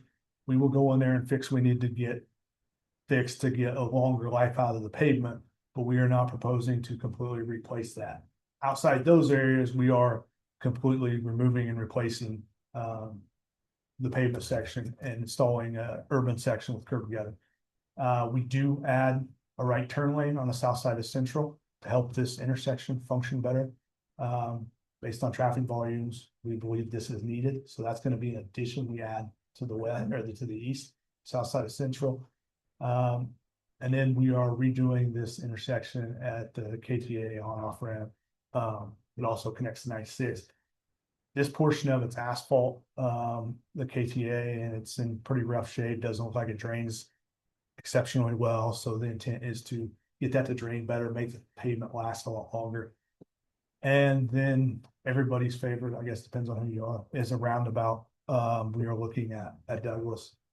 Traffic volumes. This is the most effective, efficient way to get people through here. Helps reduce accidents, helps reduce the severity of accidents. And we're talking currently about 1,200 vehicles ADT per day going through them. So it's not a high traffic number by any means. One of the things I'll throw out that we tasked PEC when they started this design concept was to look at the drainage structure just south of where we show the project's limits on these two slides that we've seen. During the 100-year flood, it goes over the road, and there are new apartments that have been built on the east side of 127th. So it becomes an island in a 100-year event, or has the potential to for a period of time while water is going over. So ultimately, I'll show you here in a minute, but our ultimate approval of the design concept is to hope to include that section to replace that box structure. We will extend the 2-lane section south to include that. We think that there is potential to get additional federal funding with the obligated funds. There's potential to find more money in the CIP if that's what we needed for cost savings from other projects by the time this actually gets to construction. There's different things we can look at to try to offset the cost. If push comes to shove, we could bid it as an ad alternate to where if we had the money, we'd move forward with it. If we didn't, we would set it on the shelf, and when we find the money to do it. Part of our concern is this section doesn't go anywhere. So trying to program that back into CIP or something like that in the future is probably not going to be something somebody's going to find a whole lot of reasons to do. We think based on some preliminary information they've looked at, we think we can raise the road. So we'll have to extend our pavement limits, but get all that water underneath the road during the 100-year event, not impact anybody. We'll have to go through the permitting process. There's what they call a do not rise as part of that permit. So we have to show the permitting agencies, because this is floodway, that we are not going to impact anybody in a negative manner with that permitting process. Just a quick comment, and you're the expert. I certainly am not. When you say 100-year rain, that doesn't mean it only happens once every 100 years. Statistically, it's a statistical number as far as that goes. It's not, you can have a 100-year flood today and you can have one tomorrow. That's just a statistical term for the 0.01% chance of it happening on any day. So it's not that it can't happen twice in a year or 3 times in a year, or you don't have it within 100 years. It's just the statistical number to represent that. And I know some of our friends from Crestview Country Club are here, and they're concerned about flooding issues. So I'm sure this will come up when we have more conversation, but please continue. So cross section of what this roadway will look like. So this is a section between 13th and Central. Again, 3-lane. This shows the section where we have a median. So that is a non-mountable median, so you wouldn't be able to drive across it. Those will be in locations where we are not impacting turning movements, things like that. And the concept shows where they're at. Then you have on-street bike lanes. Locations that we don't have medians, what you'll end up with is that becomes a 2-way left turn lane. Same width, whether it's a median or whether it's the two-way left turn lane that takes up the same space. The road isn't jogging in and out. It's the same width the whole way through. And we will do landscaping where we can. The one that's on the north side of K-96, on the north side of that bridge, it'll probably be hardscaped, because that is a pedestrian crossing and we don't want anything obstructing people from being able to see pedestrians or pedestrians in the middle to be able to see around. So that portion, that median will probably be hardscaped. When we talk about hardscaping, we're talking about probably stamped and colored concrete, ideally. For maintenance reasons, it'll last a lot longer. And you can do patterns that look like brick and things like that, but it'll end up lasting longer than the brick will. So this is that section of the bridge that we're going across. Again, this is currently a 5-lane roadway. Based on traffic volumes, we don't need the 5 lanes. So we are looking at redistributing some of that area to pedestrians, to bikes, to help all users to be able to use this corridor in a better manner. I'll dive into what exactly this looks like. This is the pedestrian crossing that I was talking about. This is the connection to the 96 path. This is the median here. Shows up as green. It'll probably be red to some context with brick or stamped and colored concrete, or brown or something, some type of earth tone to give it a little bit of context and spruce it up a little bit so it's not just gray concrete. But because it's that pedestrian crossing, we don't intend to probably put any landscaping in that. Go on to the next slide. This is what the bridge will look like. So with this slide, we are actually showing both options we have. And I'll talk about this in a little bit, but in a couple of weeks, we are taking this to the bike ped board for their input. And obviously anybody here that has any input can provide it too. But we show both options, whether you have the bike separated from the vehicles, or whether you have just a buffered bike lane and there's still, for lack of a term, there's not a barrier, physical barrier. You can do delineators, you can do different things like that, but it's not a physical barrier between the two. And then you have sidewalk on both sides. There's also median, and then there's a shoulder. Would be a shoulder in this area to where there's some buffer for vehicles going across. So there are no turning movements within this area because it's obviously a bridge. So the 2-lane gets you what you need as far as volumes and getting people across. This is closer up of all 3 intersections. 13th Street over here. So this is the south lane. 13th is where we're tying in 10-foot wide multi-use path. This is conflict area between the bikes and the right turning movement. So we will use green paint in those areas to help identify where those are. There is a median south of here too that goes on for a ways. This is central. So this is existing 5-lane roadway that we are redistributing. This is a 3-lane. I talked about the right turn lane that we're adding to help function better, so you get more vehicles through. There are a large number of right-hand turns in this area, and you have a closer up view of the roundabout at Douglas. This is the box I talked about just south of Douglas that it would be our recommendation to move forward with the design of this project and build it if we can. If we can't, set the plans on the shelf and try to find funding from different options to be able to do that. But again, I think there's a decent chance we could find deobligated funds, federal funds potentially for this. And this would help significantly. This is a newer aerial, and you can actually see that's the driveway for the new apartments and north driveway for that. It would give them access in and out during some of those larger rain events.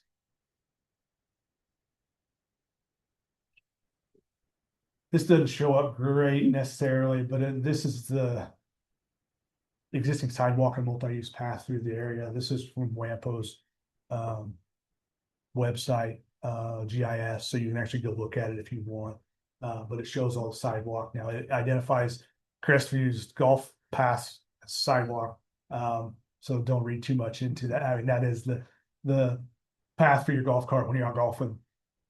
But you can see the large gap you have here, through this corridor. You can see the gap you have on the south side. Like I talked about, this is 10 foot wide that connects over to the 96 path. And so that's why we were looking at 10 foot wide here, because it connects to that 10 foot wide path and will connect back into the 96 path there. That's probably all I want to mention at this point.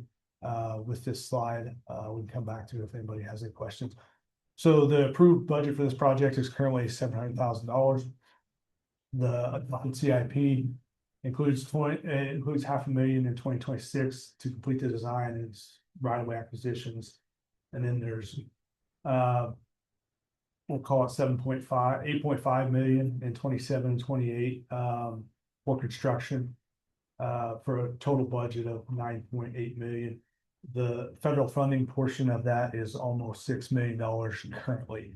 And that is for the construction piece of it, or construction inspection is all we're allowed to use that for. So that's for the back end portion of it. So we have to do the design and right-of-way acquisition, have to be funded locally, but the construction is 80-20. They can fund up to 80% of the construction engineering, so our inspection cost of the project with those federal funds. Our portion of the federal funds are local sales tax. Next step, go to the bike ped board on January 26th. Design concept will be presented to the city council on February 17th. Anticipated construction would be to start in 2028 and be completed in 2029. We're probably talking about roughly 18 months of construction due to the length of the project. Typically, we can get projects done in one construction season, but with the length of this project, it's probably closer to 18. Maybe we can get closer to 12 because of some of the maintenance components of different sections of it. But I would feel comfortable that we'd be done in 18 months. We will come back to this board with a tree removal plan. Once we get farther down the road, show exactly what trees we think we're going to impact. There's not a lot of trees left there. With the landscape plan, showing where we think we can plant trees within this corridor. We will be limited on the east side where that gas line is to what they will allow us to do. I know there's some trees that have been planted in there, but I don't know if they didn't ask for permission or what the deal was. They didn't know, or what they were planted prior to. But we would come back to this board, invite everybody back that was here tonight or invited to this meeting tonight, to a meeting to walk through some of those. We will also get input from our arborist to talk through species that'll work well for the city, that they feel comfortable with maintaining, and stuff like that. I don't mention it here. We are looking at February 9th, and actually going to the Minnehaha Township. The library will be closing in 15 minutes. Please ask for any assistance at this time. If you are using a computer, please save your work and collect any print jobs at this time, as they will be shutting down shortly. Due to the federal funding, our agreement with KDOT for the federal funds includes Minnehaha Township, because they are Crestview Country Club. That portion of it's in the township. So since it's connected to theirs or in their general vicinity in their area, KDOT includes them as that three-party agreement. When I asked them if they wanted us to present, they want us to present design concept to them too.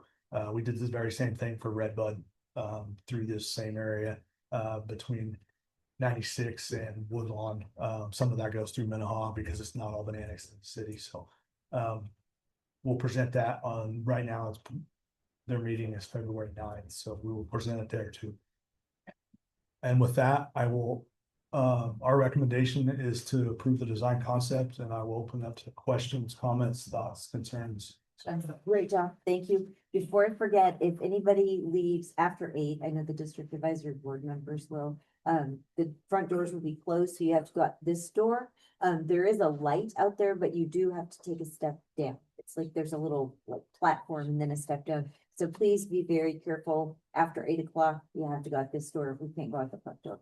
So with that, questions from the district advisory board. Tracy, we know you're still with us, so we're watching to see if you have any questions. I have one. What drives the difference between medians and just asphalting that center turn lane? I know like 159th Street and some others, it's just the asphalt down the middle, and this shows grass median, so I didn't know what drives that. For the most part, we will probably be looking at more trees. There will be some grass in between the trees, but it'll be more of a tree planting in those medians. In this location, we are looking at putting them where they do not impact turning movements. And for a couple of reasons. One of it's beautification with the trees. It makes it look a little better. You don't have so much pavement out there. It also tends to slow traffic down. The road feels narrower because they're out there. It doesn't feel like a sea of pavement. If you had the two-way left turn lane, it's something we've done for quite some time. I mean, you go out different projects. 37 Woodlawn, every street over there is through checked out. So Well, but if you're limiting somebody's impact to their property, that becomes a lot harder to sell for somebody. So when we rebuilt 37th between Woodlawn and Oliver, I don't think we put any in there. And it was because of the number of access points there were and or developed land that had access points that would be allowed, that you would end up with little pieces, and it didn't make a whole lot of sense to do it. Any other questions? All right, we will then, it's okay, Sean, we have lots of community members who came here because they're interested in it. Crestview has some questions about flooding in trees, other things. Is there anybody from the community who would like to ask questions, make comments? Happy to have dialogue now. Sir, please join us. Welcome. And again, in the spirit of redundancy for the evening, if you can state your name and your address, and I doubt we'll be answering any questions. I'm sure it's gonna be Sean and your team. So Sean, don't go too far away. I did already talk to Sean a little bit about this, but my name is Phil Mershon. I'll wait for you to capture where I live. Although I'd love to show you because it might help my comments.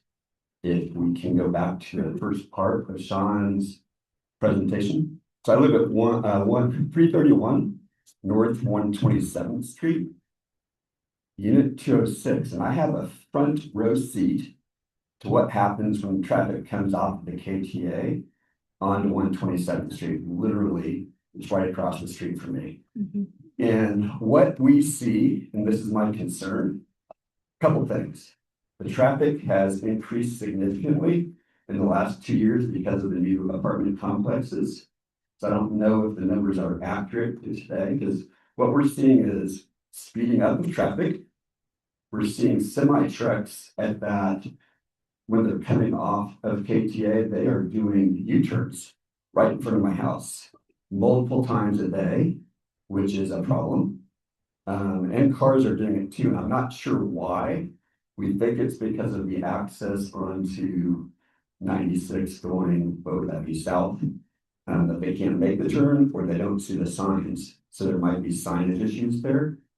I did see, I believe, Sean, that you got a sidewalk placed, because we do see a lot of people walking and running, and it's dangerous along that road because it's narrow, especially rush hour is when we're seeing problems. So I want to highlight issues that we're seeing. We've lived there for 5 years. It's become a lot worse in the last couple of years. And so really just concerned citizen telling you what I'm seeing. I'd love to hear any responses, but wanted you guys to know about it. Thank you so much for your time. Yep. And Sean, love to hear your thoughts. I'm not sure what's going on with the U-turns, for sure. What I would recommend that our staff, along with PEC and our traffic staff, go out and watch this. So if you have a recommendation on when you see it being worse, some of the movements you're talking about, I'm assuming peak is probably the worst as far as people doing things that you're not in favor of. But if there's an AM or PM, we can go out there for an hour or so and sit in one of those. I believe, I'm gonna ask PEC, the traffic numbers from 2025 Yeah, they are. Do I know them off the top of my head? and I don't know if that takes into account the new apartment complex, that went in South of Douglas. when that got filled, or if it is filled. I haven't even been out there in a little bit, so whether it's completely full or not, I don't know if it took that into account. I can tell you, when we looked at the options, what to do with Douglas, they also considered the development of that undeveloped land to be able to do that. So our option to, what we're proposing to do there will work when all of that land gets developed. So it's not just the now, it is a future thing as far as being able to handle traffic with the roundabout that we have there. Did I?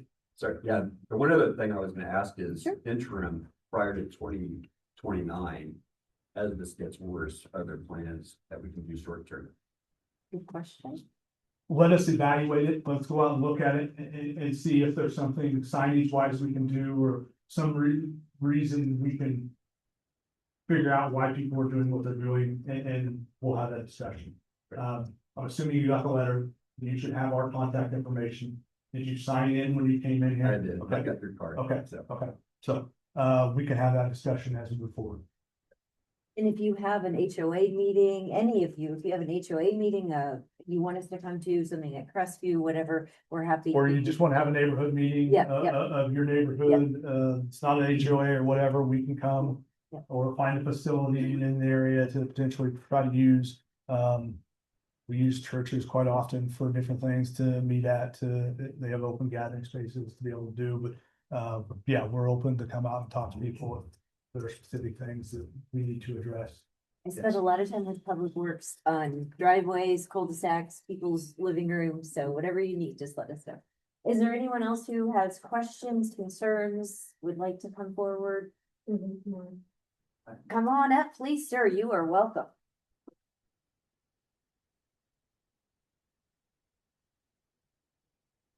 Thank you. My name is Jim Conroy, and I live just off of 127th Street between I'm sorry, Jim, what's your last name? Conroy, CONROY.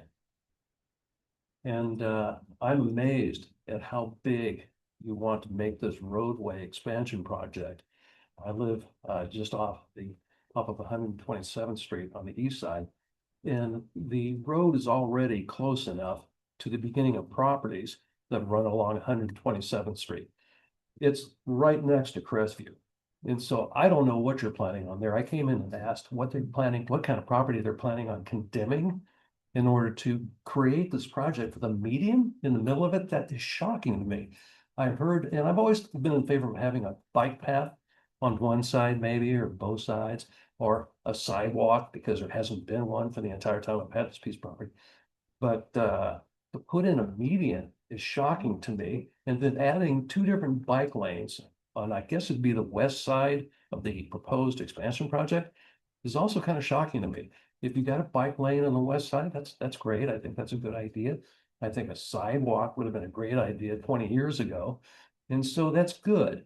But the proposal expands 127th Street by at least twice as much as it currently is, at least twice as much. I don't know what anybody's doing about drainage. The stuff in front of The library will be closing. and this is 5 great too. minutes. That's another Please issue. ask for assistance and check out all materials at this time. I didn't receive written notice of the continuation of this meeting from Monday. I don't know who did, but I did not. And I received a written notice initially. So there was no notice to a lot of people that are desperately affected by this project. I think you should probably reschedule it, but nobody really wants to do that. We have one step before the city council coming up very soon. And I don't want to spend a lot of people's time here just to go over the issue of notice, but it's sufficient. But the expansion project is gigantic. You must be condemning property by Crestview. I don't know how you could do it over there. When you get down close to 13th Street, you're right next to Crestview. And this expansion project would probably take it right up to the gate, or not the gate, but it would take it up to the fence bordering the country club at the corner of 13th and 127th Street. And I know they're here, but I don't know what they think about that. I mean, it's really close already, but it's a huge project to throw in there. I think it's not a bad idea, maybe to have a turning lane, but to put in a median, which seems meaningless under the circumstances of trees, A lot of people may or may not want new trees in their backyard, if you will.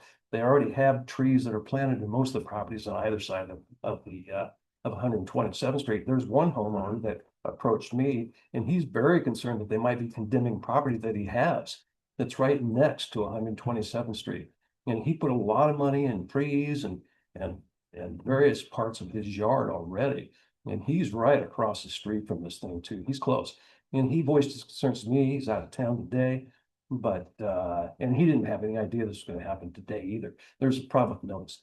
But it's a huge project for that stretch between 13th and Central. It's just not that big a piece of property. And the stuff about we might likely get additional federal funding, I think that's pie in the sky. It's not easy to come by federal funding these days. And it wasn't easy when you got it. And if you reduce the price of this project, I wonder if it reduces the amount of the federal funding that we may or may not receive. It looks like it's what, 5,965,47 or something like that. But that's when it's you contemplate a project for 9,800,000. Will that reduce the amount of funding that we get? If in fact we reduce the size of this project, it's gigantic. It'll be right up to the fronts of these properties that border 127th Street between Central and 13th. I am amazed how big a project you're talking about. I think it'd be nice to have maybe a turn lane of some kind or other that's in there, but a median and then a couple different bike lanes on the west side of the project. I think one bike lane may or may not be sufficient, and maybe they could share with people walking on a sidewalk. I don't know. That used to be the way people did things, but you can't ever tell these days. The project is gigantic, and you're going to take that project right next to the fronts of many different properties, especially the villas, which is over there, and all of those other complexes that are on the east side of 127th Street. There's not much room there to begin with, but the flooding is definitely going to be an issue. And I guess everybody is going to be prepared to address that. It's already a huge runoff issue whenever we have heavy rains, and the ditches on either side of it are already full of water. Now, I don't know how they're going to address that. It'd be interesting to see what they do with that one. But sorry, and I don't mean to blame it once. Thank you for Thank you for being here. So Sean, three takeaways, and please, sir, let me know if I missed something, but scope of the project, it's a big project, acquisition of property to do the project, and drainage issues. So I'll start out with the property acquisition, and I have to look at and how people were notified, and that's on me, so I'll cover that at the end. Yep. The section between Central and 13th, I don't think there's a whole lot of right of way that we are getting. I would have to look at the design concept, but the vast majority of that was platted. And when they platted, they dedicated right of way for 127. There were maybe some corner clips that we need. There are some temporary construction easements that we need to be able to do some grading. But in general, we are not proposing to take anybody's property as far as buying a bunch of right of way. That portion between the right-of-way line, the two right-of-way lines is dedicated for the street and public utilities with that. That's what that was dedicated for when it was platted. That's what it was. That's the intent of that. Now, we do get more impactful when we get south, and one of these fine folks can correct me if I'm wrong. The library is now closed. We get much more We impactful exit at this south time. of Central. Thank you for visiting. Due to the west side, what that was platted there. And then at this intersection, some of this is actually unplatted. So if you have any right of way, it's like 30 feet half street right of way that was statutory, that was done when they passed the law in the 1900s type of stuff. So there's not a whole lot of right of way, particularly when you get Douglas and south, because some of that is actually unplatted. As far as the drainage, in most cases, we are getting rid of the ditch. Again, you can look at the design concept. There are some locations where we can't drop the road enough. So behind the sidewalk, there will still be a slight ditch. We are putting underground storm sewer. That takes the place of the ditch as far as capacity, as far as flow, things like that. Anything within the right of way in general will drain over the curb, except for areas that we have the ditch back behind the sidewalk. And that will be piped underneath the sidewalk into our trunk line that runs along. I don't know how well you can see, and I'm going to grab this just to let it show a little bit better. These structures are actually curb inlets. And so you'll have a trunk storm line running between curb inlets that ultimately takes it to an outfall structure. and that takes the place of the capacity of the ditch. What else? What am I missing? So right away, the scope of the project, he thinks it's very large, notification and drainage, those are the four. Notification, we made a mistake. I made a mistake when we sent it out. We're so used to the meetings being on Monday, the second Monday. I didn't look close enough. We did send another letter out. If you didn't get it, I apologize. I know there was one other owner that didn't get it, that I sent it to him this morning because he was asking me how the meeting went. He asked for the concept. Anybody wants a copy of the concept, we're more than willing to send you a copy of it. So you can look through it. We will come out to HOA meetings if you need to. You can come to one of those other meetings if you want to. If there are any issues with communication as far as us setting up additional meetings, we can do that. The length of the project, a lot of times we do 1 mile with the maintenance piece that you have in here. The 1.5 miles you have is not a significant add-on to a standard project. We have the number of projects that are 2 miles long, and some of those are 5 lanes. So it's much more impactful as far as the overall right of way itself, as far as the length of the project. So I don't see this as being a whole lot different than a lot of projects that we do. Thank you. Just again, and you mentioned some of your neighbors, if you want, like, doesn't even have to be like Sean mentioned, your HOA meeting, if you just want to have us come. And if you do schedule any, will you invite me, Sean? And Yeah, well, we can invite anybody who wants to be there, and if they have the specific items about drainage, and I'm talking more about nuisance water in a lot of cases, case PEC surveyors missed a low area, swale coming through somebody's yard or something. If there are issues like that, it is beneficial to let us know that, to let us know where those are at. And maybe even meet on site and talk through some of that so we understand what those challenges are. So we can either have pipe to pick it up, or we can put a flume underneath the sidewalk to get it to drain over the curb or things like that. Any other comments, questions from the folks who have joined us this evening? We're very glad you're here. You took your time. Anyone else want to make? So when would the discussion about trees come in? I know you mentioned that, but that's coming later, right? Yes. We're concerned about the trees on our property for our forest. In general, we're losing them, and that affects our forest quite a bit. in general, we're gonna come back around 60 to 80%, so we feel much more comfortable. What I would say to you is we can set something on site prior to that. We can meet with you on site and walk through. Prior to what? That 80% when we would actually come back here. Let's set something up in the next 6 months or so. When we get through the design a little bit farther, let's talk about what the impacts are. Anything within the green area is where we think the construction limits are currently going to be.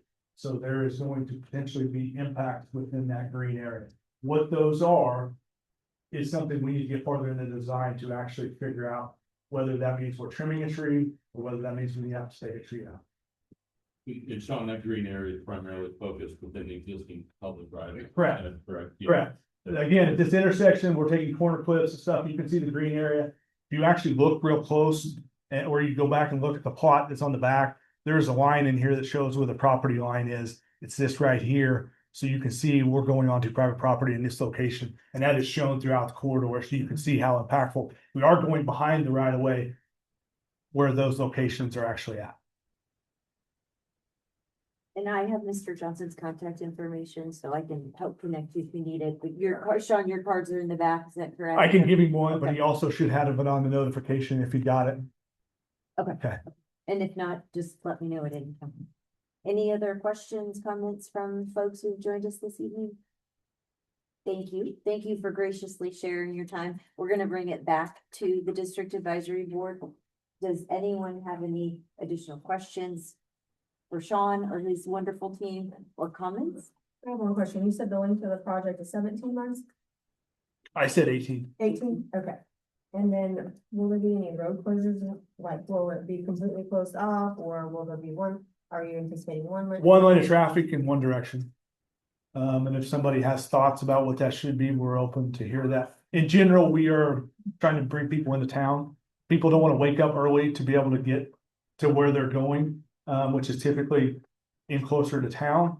So that is our general policy or what we start out with. But if anybody has any thoughts, whether that's northbound, whether that's southbound, we got to dig in. We got to figure out what we're going to do at Douglas. Ideally, we would close that intersection down, but we got to find a way to keep those apartments accessed. So we got to give closer. Completely closed there north of Central over 96. No, So we're during construction. because we are not widening the bridge. We are making modifications, so we should be able to do that half at a time. Because But you're especially, talking about that stretch. During construction, we'll be down to one lane and a guy with a sign out there and. Well, the one lane, there's no reason to have a sign. They're working on the other side. It's pretty common with a project like this that we carry one lane, one direction for, you know, pretty much most all the project. If, so what direction that ends up being, whether it's northbound only, southbound only, I think we'll work a lot of those details out. Probably solicit some feedback, trying to figure out where the biggest destination is or whatnot that we're trying to get to. As Sean said, it would typically be inwards toward inbound towards the city, but it's not out of the question that northbound is the direction of carry traffic. We would consider going northbound. And that's just something we'll work out as we get further into the design, as well as construction duration and phasing and so. I would just ask that we just be mindful of the country club that is already there that does host a very large event for our community and making sure that that area is not just like blocked off when all of that is going on, because that brings a lot of money and vibrancy to our community. And so There are side streets and different things like that, that there is only one access in and out. yes, So we will have to accommodate traffic throughout. There are other locations where they have multiple connections in. So maybe we would have a discussion with some of those about a full closure. It will take less time. It's generally easier for the contractor. It's safer for the contractor. It's safer for the public. It's quicker. So if you only have one way in and out, we got to find a way to keep that open at all times. If there are multiple ways, we may have a discussion with you. you've got two on the east and one on the west. Yep, understand. Yes.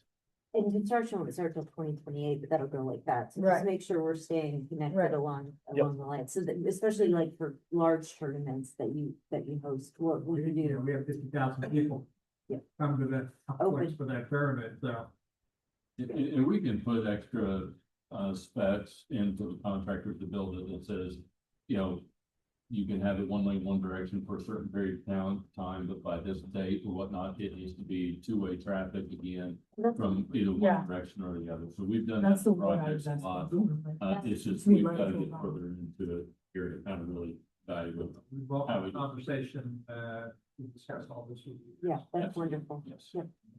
Okay, any other questions? I think we had brought it back to the bench. Any other questions, comments from district advisory board members?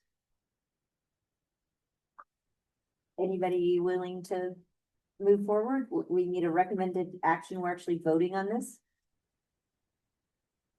I'd move, approval of the proposed design concept, presented by staff. Is there a second? I'm gonna ask a question. Yeah. Does that include the replacement of that drainage structure south of Douglas? I think that'd be beneficial if we know your input on that. I agree. I do believe it would be beneficial to at least attempt to do that, contingent to. So just to clarify, the motion then would be to approve the proposed design concept presented by staff, including the drainage. Structure. Box structure would be replacement south of Douglas, yeah. And I still Tristan, are you got that? And you still second? I still second. Okay, any other further discussion? Seeing none, I'll call the vote. All those in favor, please say aye. Any opposed? Passes unanimously. Teresa was 6, which is still a quorum. Thank you to your team. Thank you, Public Works, PEC, everyone get home safe. Philip, you've been patient and we appreciate it. We got 3 in a row for you. Item number 8 is Con 2025-00157. Yeah, you have to go up this door, folks. And don't forget the little step down. I'll be the guinea pig, so. Okay, do it. Thank you. Get home Do I have these safely. on right order, Philip? Zone, okay. Oh, I got caught in that zone. Huh? On the agenda, the agenda is like caught. Yes, yeah, I just want to make sure that they're correct. Okay, so for con 2025-00157, Yes. is the applicant or the agent here for this case? Okay, so what we're gonna do is we're gonna hear from staff, questions from Deb, then we'll have any comments and questions, then we'll let you speak and have a few minutes if you need it, want it, and then we'll go out to the audience and then we'll bring it back to that, okay? So take it away, Philip. There you go. And I'm so sorry, but the folks in the back, we need to continue with the agenda, so I'm very sorry. If you want to go out in the hallway, that'd be great.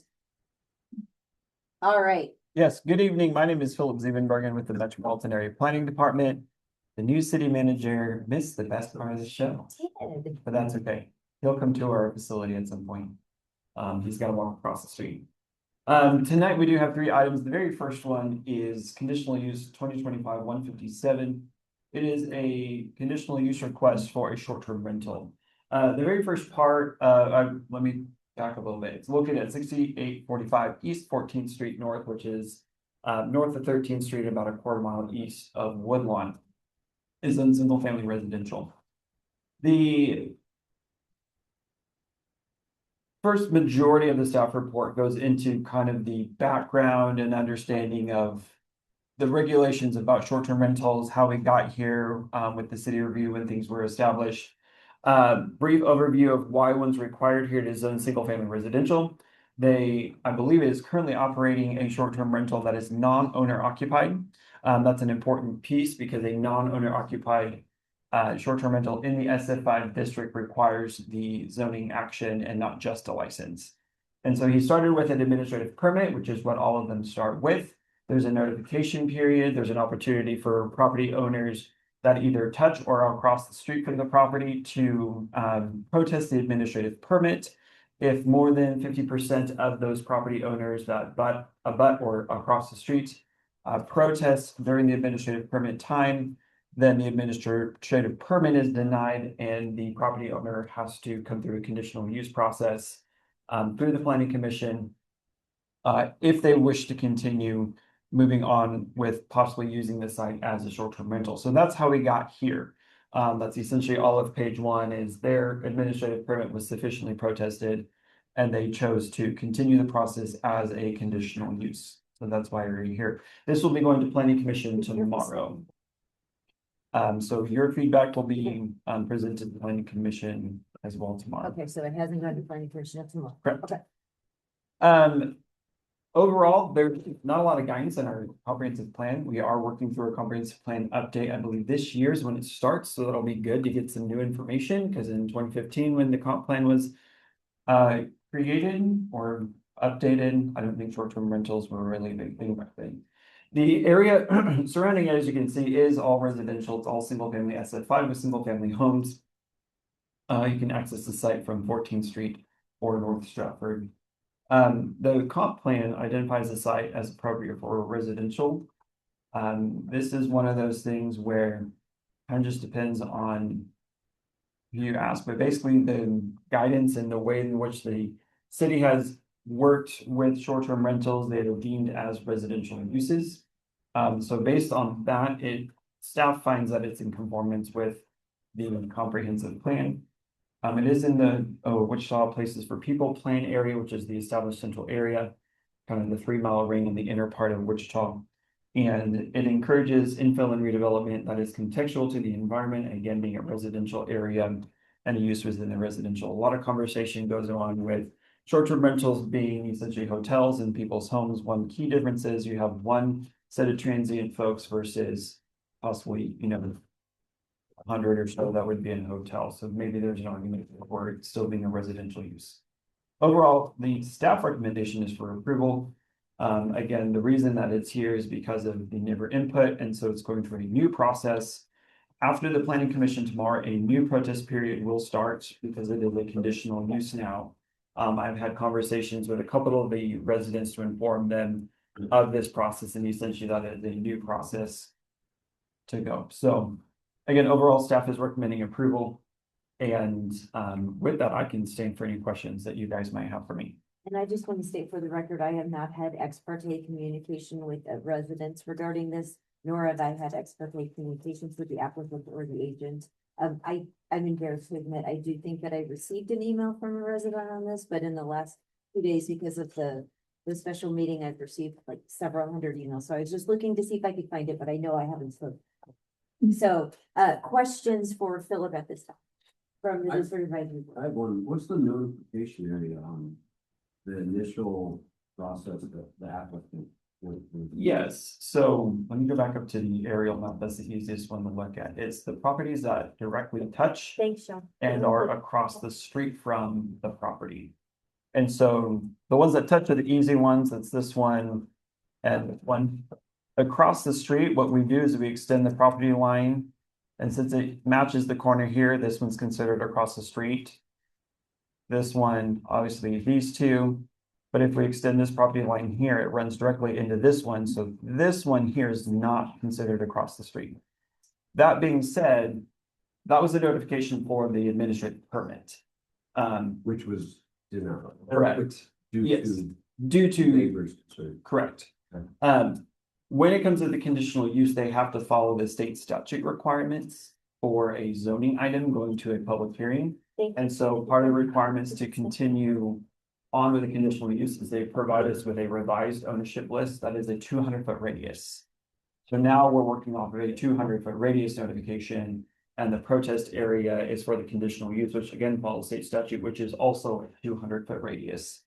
So more people will be notified now.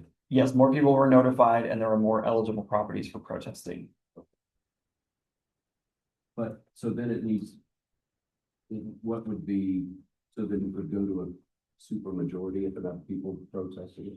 So if 20% of the land area within that 200-foot radius protest, then it goes as one protest is filed, goes to city council. If 20% of the land area protests it, then it requires a super majority vote from the city council in order to approve it. That's 6 to 7 votes. And we do it by land area because with a 200-foot radius, there might be portions of people's property. So it's not a matter of a certain number of people's properties now, it is based on land area.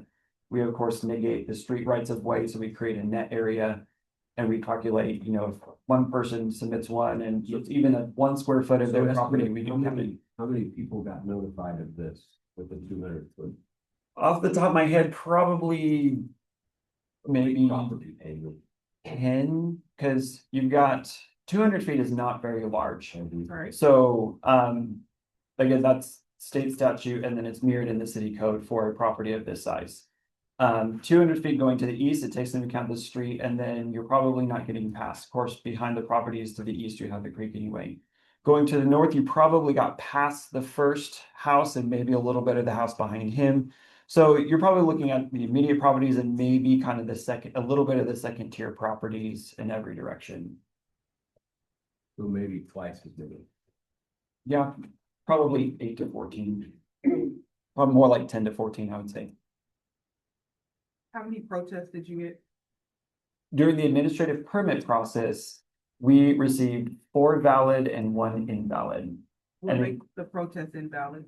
for the administrative permit process, the one that we received that was invalid was from this property here, and it's because it wasn't technically across the street.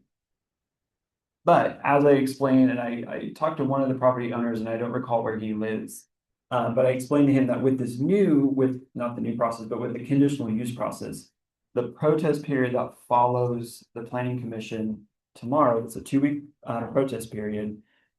That property would now be valid because it's within a 200-foot radius. Okay.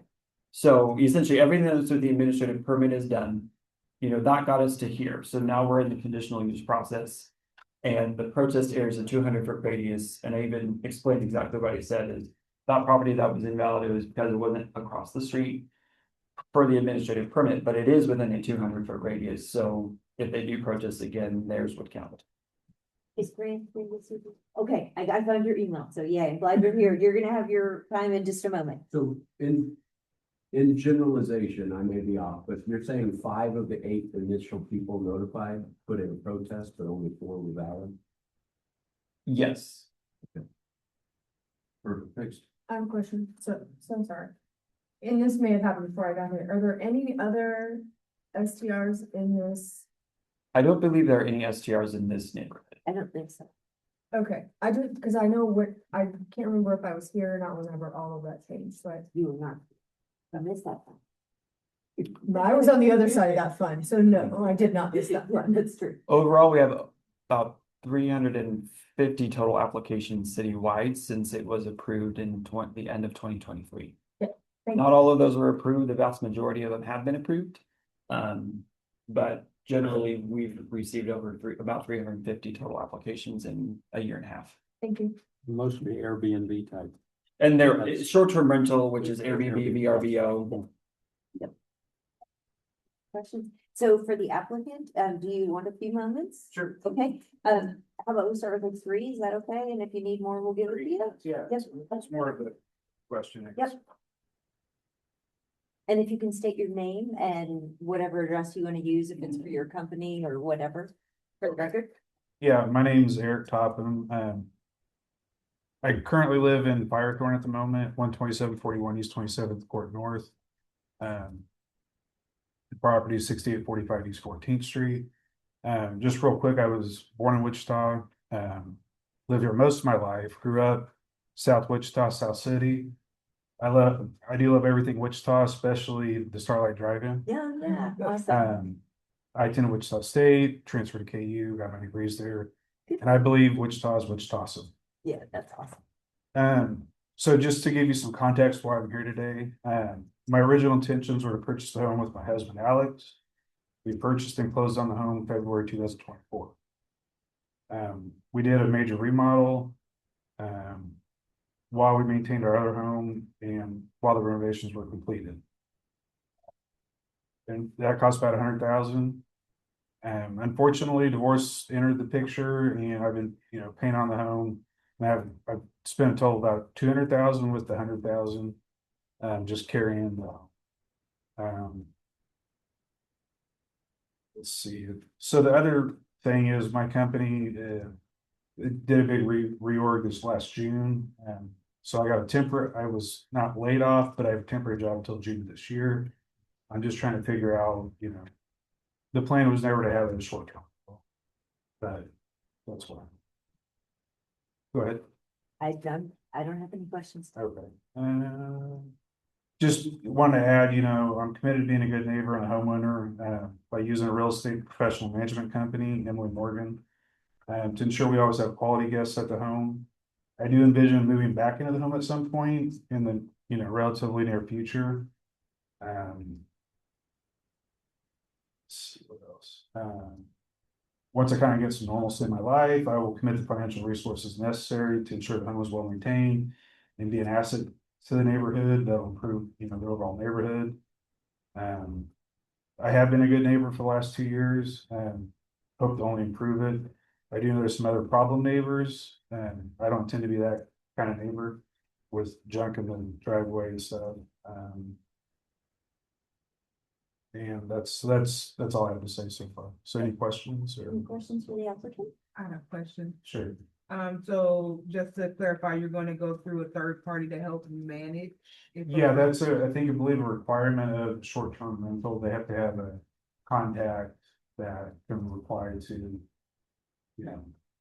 if there's any issues. Are you plan on setting any boundaries such as like no parties? Yeah, it's not gonna be a party house. I mean, I don't think it was on the phone. Rental, sufficient deposits, maximum number of, people, there's not gonna be that's not my intention. If that ever starts to happen, I would obviously end it. Go ahead. So more questions? That was it. Yeah. Any other questions? I know that was a big problem in Wichita, or, it made the news, and that's why they came out with the ordinance. To help regulate, yeah. Correct. Somebody got shot. Yeah. Yeah. That's how it started. All right, thank you very much. You might want to hang close. We're now going to go to the public comments. So, Mr. Bennett, did you want to have questions, comments? Please join us. All right. And that's us there. Okay. And what I think I said is this house, this house, this house, this one and this one. So 1, 2, 3, 4, 5, 6. I brought down 5 protest ones, of which he was saying this one was deemed invalid because the title company made a mistake. Oh, I'm sorry, no, I'm sorry, okay, so that was a mistake, so that petition was deemed invalid. This person here mailed it in the day before Thanksgiving, and the deadline was sometime after Thanksgiving week, and what they said is they didn't get her protest in time. So that's where we set up for that, so let me just introduce myself here. And Teresa, we have his email, but, please introduce yourself Yes, and I agree. your preferred address. Okay, Grant Goodvin, Goodv as in Victor, IN, 1480 North Stratford Lane, here in Wichita, 67206. We've lived in that property for over 40 years. And we live across the street and can see into the backyard, and they have a swimming pool there and everything. I did want to mention, when I was born, my parents lived at 920 North Redwood, which is just up here a couple of blocks.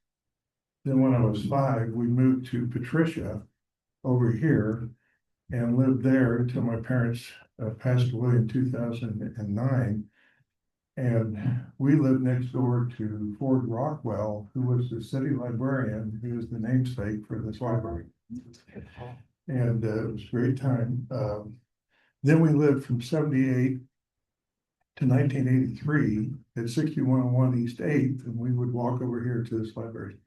Then we moved over here. So I've lived in Wichita 68 years, went to school. For the 7 years, I went to school in Texas, Abilene Christian in Abilene, Texas, and then law school in Topeka. And it's interesting, people in Texas, when I'd say, well, where are you from? I'd say Wichita. They go, oh, Wichita Falls. I go, no, not Wichita Falls, Wichita, Kansas. And then they go, well, that's a suburb of Dallas, isn't it? And I said, let me explain something. After they quit laughing, I said, Kansas is the geodetic center of the 48 states. That makes Wichita the center of the cosmos, and you better be careful what you say about Wichita. So that's how I lived in Texas. We were given this notice and mentioned how it was the different protests. Our neighborhood has 2 streets, Stratford Lane, which goes in front of our house, and next to the house on 14th, and then 14th Street. Those are not through streets. There's a creek behind us. So people that are down there, driving down there, they either live down there, or they're friends of people that live down there, or they're lost, or they shouldn't be down there. It's a very controlled area. It's not a lot of drive-through traffic in there. It's very, very controlled. And that is extremely important to the 2 families in this 6 houses that have young children. A lot of them play out in the yard because the traffic is so controlled. Not that much traffic through there. We have the 2 families with young children. We're grandparents, our grandchildren show up. There's another house with grandchildren that show up. So we have children in that area, which we're concerned about their safety and just the general safety of the neighborhood in the introduction of people who are renting it out for short term. That's one of our big concerns. My wife and I walk our dog many afternoons.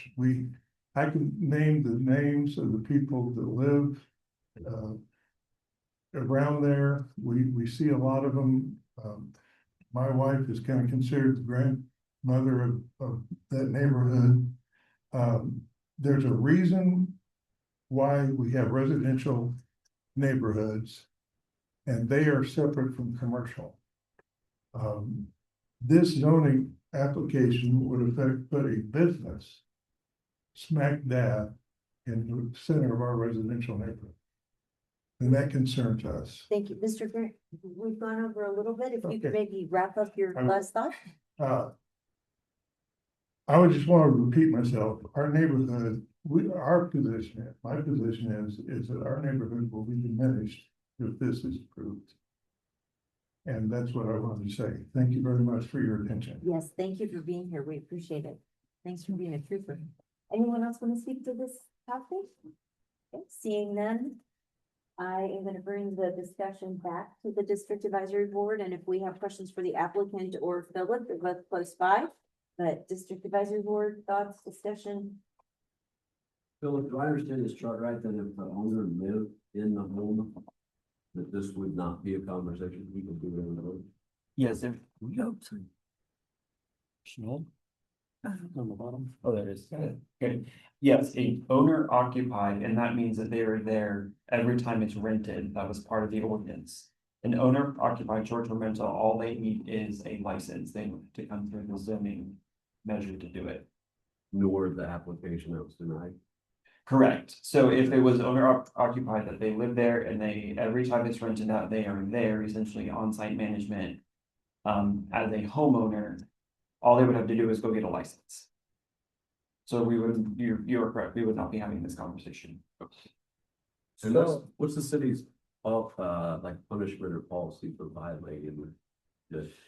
So, if this gets approved, I see notes Sure. that says like, if X, Y, Z are not done, then it's considered null and void. Sure. What's that? Step one is if they get the zoning, then they have to go get a license and they have to operate with a license through the city. So if there are complaints against the property, if there's different things that essentially would be deemed violation of the license, they could lose the license, ergo they should not be operating. If they were to continue to operate illegally after that, there are enforcement actions that essentially would go through the proper channels to possibly get the conditional use revoked and therefore would have to cease an operation.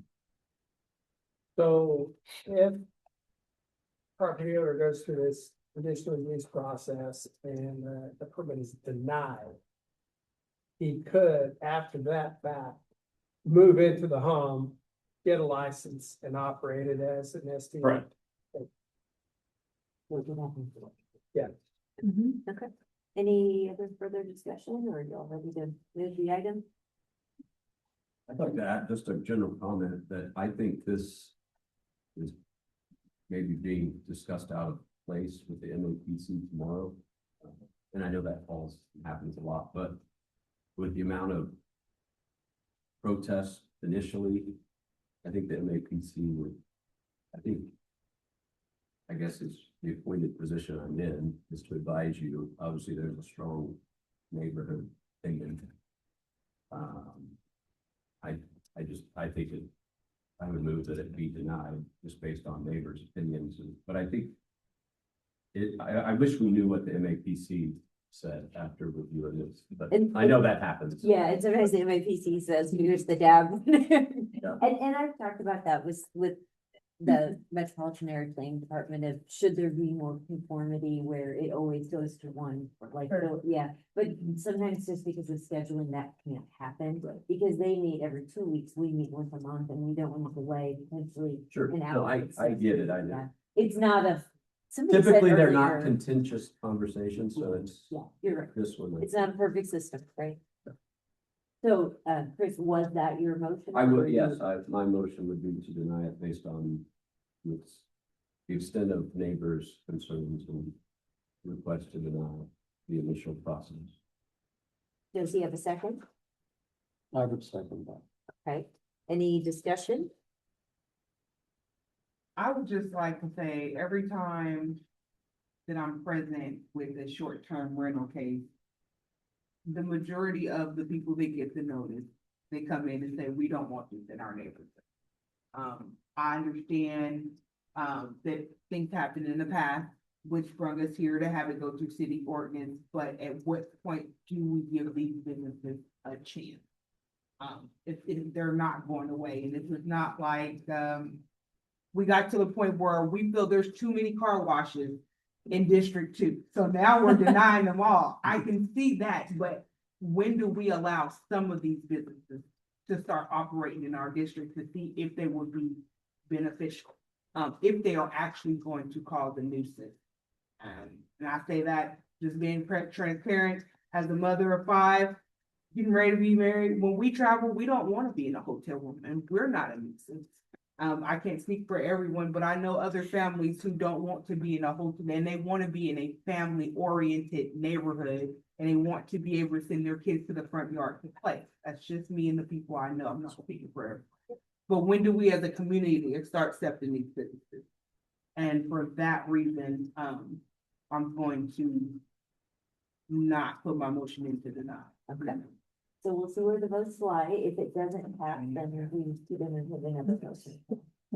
And there's 6 of us, six of them, sorry, 6 DAB members. Sorry. It's a long day.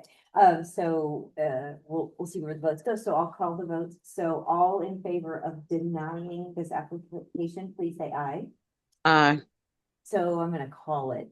Tracy, are you yay or nay? All right, so. I'm a yay for denying it. Okay, yay for denying. 2, 3. So we're 3-3. Well, you're yay or nay? Okay, we're 3-3, is that right? Yeah, so that fails. I mean, so process forward, there could be a substitute motion or additional motion because this one's done. Or kind of leave it as it is. The DAB does not have to have a recommendation. It is an advisory. And that would be noted and the minutes from this meeting go forward. Yeah. Regardless of the excellent minutes reminded me from DAB 5. Imagining is if there was another motion, it's still It gonna be could probably 3-3. 3-3 unless somebody changed their mind. But again, there's no, if it were to be that there essentially is no recommendation, that's just communicated Okay. forward. And again, the excellent, Minutes. stupendous minutes from this meeting, get my thesaurus out for next time I'm here, would be part of the conversation from here on forward. So Her notes will go in too. What kind of notes? Excellent. I would like to say something then. I mean, where do we draw the line in personal property rights? I mean, this person has purchased the property, he has improved the property and is willing to follow all of the recommendations or the requirements that the city has set for. So to the applicant, is it Topham? Yeah, Topham, you know about the Metropolitan Area Planning Commission meeting tomorrow, where it's at, what time, everything, okay. And you can attend and you can make your, okay. Can I have? I yeah. just want to say that I don't own any of their Airbnbs. It's not something that I do perfect. It's not a business. Okay. Thank you, duly noted, and Teresa will get it in the minutes. Okay, thank you to everyone for your thoughtful discussion. We'll go to, thank you, Mr. Graves, for being here. We will go to item number 9, zoning 2025-00058. And Faith could not be here, she had to leave, but she said she's in favor. She's not voting, but she wanted to make sure I said that. I have had no ex parte communication with the applicant, nor the agent, nor any community members. Is the applicant or the agent here this evening? All right, thank you. You'll be next on deck. Okay, Philip. Yes. Wallace. Me. Thank you. Thank you. And What's the step right then? thank you, Jim. Took my job. okay, so zone 2558 is a zone change request from single family residential to MF 18 on a property located on the east side of South Rock Road and kind of southeast corner of Rock and Gilbert. It is currently developed with a church farther east on the property. The property that is right off of Rock Road is just undeveloped space, all part of one large lot. The proposed development, I believe there was a conversation at Planning Commission. This went to Planning Commission on December 18th, so this one's playing the follow-up before going to City Council. The discussion at Planning Commission, this preliminary site plan identifies 6 quadplexes. I believe the discussion is that there'd be 7. Okay, it's gone back to 6. Doesn't matter either way, they're well under their density requirement for MF 18. MF 18 would have allowed up to 53 dwelling units an acre, or I'm sorry, up to 53 dwelling units based on the 17.4 dwelling units an acre, and 6 is 24 dwelling units. So there's really no issue on whether or not it is 6 or 7. So it looks like that this site plan is essentially what they're going for. You can see the church building staying there, and then some quadplexes having access off of Gilbert and Morris Streets on the north and the south. This staff report identifies a change in development standards. Those are listed in there for time's sake if you have any specific questions. Essentially, really they're adding the ability for multifamily at a moderate density at 17.4 dwelling units an acre. There's not much change in setbacks, and in fact, the interior side setback increases in size. And then though the height goes up to 45 feet in height because of the single family residential zoning that surrounds this site, that height would be capped at 35 feet because of compatibility standards that are in the zoning code as well. So really not much of the development standards are really changing other than the multifamily use and the density that is allowed on the site.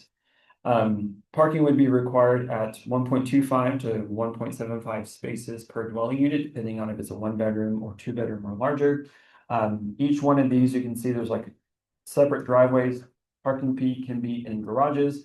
There's also some retention of a parking lot with the church property or the church building. The church is not going to continue to operate.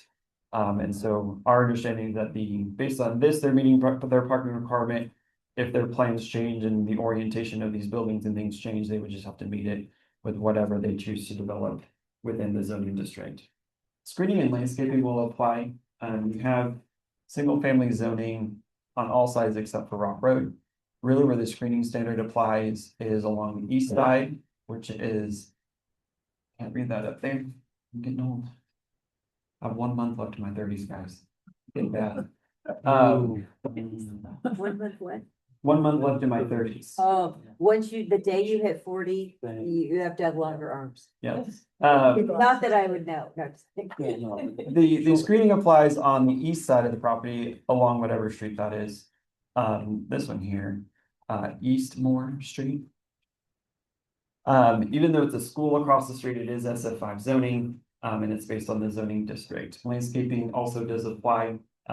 It would depend on how the site is developed. With driveways, we don't do landscape street yards and parking lot screening. If there's any portion of the parking lot that is remaining along Gilbert and Morris Streets, that would have to come into compliance with the landscape code. So then they would have to plant some landscape screening and possibly some trees with there. But essentially all of that gets reviewed during the building permits. They're well aware. They came to the planning department, a development review process, kind of a pre-application meeting, and we kind of lined out all of their development standards that they would have to follow by going to multifamily at this location. As I discussed before, the majority of the surrounding properties are low density residential with single family homes, and then you have a magnet school to the east, all's in single family, and then the west side is Rock Road, and then single family homes on the west side of Rock Road as well. All the local streets are two-way local streets. There's some sidewalks on both sides and one sidewalk on another side. Rock Road is a 5-lane arterial.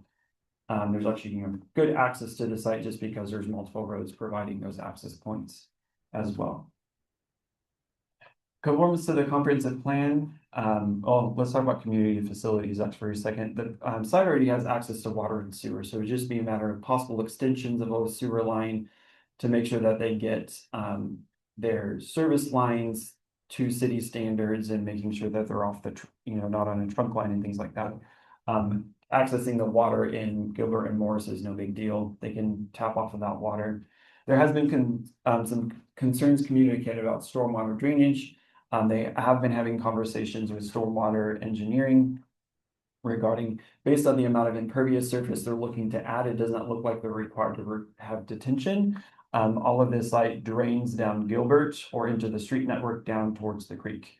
Gilbert has a direct inlet to the creek. If it were to go down to Eastmore and then on Clay at the cul-de-sac at the end of Clay on the east side, there's inlets that then also drain to the creek. But during the planning commission meeting, there was discussions about heavy rainfall and standing water and some drainage issues. And so even before this meeting, they were going to have further conversation with stormwater regarding stormwater movement and things like that. But they will have to follow all regulations for stormwater based on impervious surface and increase in impervious surface and things like that. Regarding the comprehensive plan actually identifies it appropriate for commercial uses. Get to the other map here. That's the pink color here. Obviously, they're not looking for commercial, but multifamily density is higher intensity than the current use, but less intensity than what commercial uses it would be. So we would say that it's in conformance with the comprehensive plan. The locational guidelines in the comprehensive plan state that small neighborhoods serving retail and office uses and high density residential uses not located at an arterial should be limited to intersections of an arterial and collector street. None of these streets are officially collectors, but since arterial is such a main artery and they're just right off the arterial, we find that that compatibility guideline fits pretty well. And it all talks about accessory dwelling units, duplexes, and small-scale multifamily development can be appropriate in existing residential areas if site design limits adverse impacts on surrounding residential uses, the design of the buildings is compatible with existing residences, and the scale of the development is compatible with the surrounding intensity of the area. And so they're not doing a huge multifamily building, they're doing quadplexes that are going to be residentially designed. So we find that they actually would fit in with this area and a good reuse and infill of several acres of land that are undeveloped and underdeveloped at this point. It's just outside the ECA, that's what that dashed line is, so we don't have a near the ECA because it's on the east side of Rock Road. Overall, staff is recommending approval of this. The Planning Commission did recommend approval unanimously 9-0 at the December 18th meeting. The protest period is over for this one as well, and we did receive some protests, so it will be coming to City Council at the beginning of February. We had to delay City Council because of the awkward time of when Planning Commission met and when we could get it to DAB. So I believe it will be discussed at City Council. I do not believe it reached the 20% threshold though. So I could be wrong, but either way, it will be heard at City Council coming up in February because of the protest. Okay. And I need to apologize and correct the record. We did meet in my office, but it's been a while ago and I'm shaking. Yes, so I apologize for the record. I have had ex parte communication with the agent, but no community members. So Sorry. just so you know, that's Okay. where we're at with this one.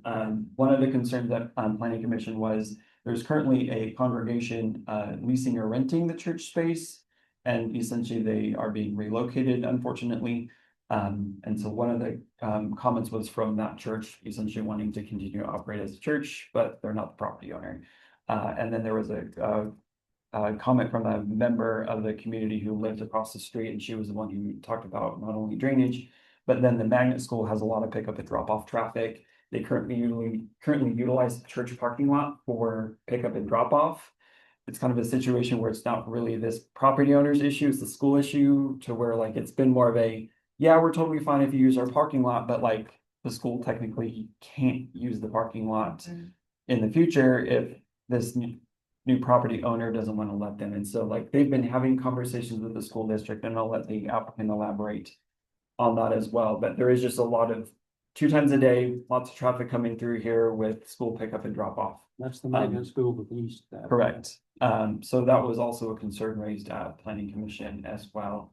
Something to note is this is single family residential, and it could be redeveloped at this time with single family homes with 5,000 to 6,000 square foot lots. 5,000 is the minimum. And so, you know, you're probably maybe not getting the same number of dwelling units, probably something very similar in terms of dwelling units based on its current zoning as it is. And so when it comes to additional driveways on all of that can happen right now with single family zoning with single family homes. This isn't really too much of a far departure from what could happen within the existing zoning. So with that, I'll stop talking. I can stand for any questions that you have for me. Seeing none, does the owner applicant, do you all want to make any comments? You can have 3 minutes if you'd like. We're happy to. Okay. Thank you. All the folks are going to. I know. We're here to help with housing problems. Right. We had 7 Thank you. speakers about the need for affordable housing and they're all gone. Exactly. I'm Bill Kendricks. I live at 708 North St. Andrews. I am the moderator of the trustees of the Presbytery of Southern Kansas. The property that we're talking about was developed in 1960 as Faith Presbyterian Church.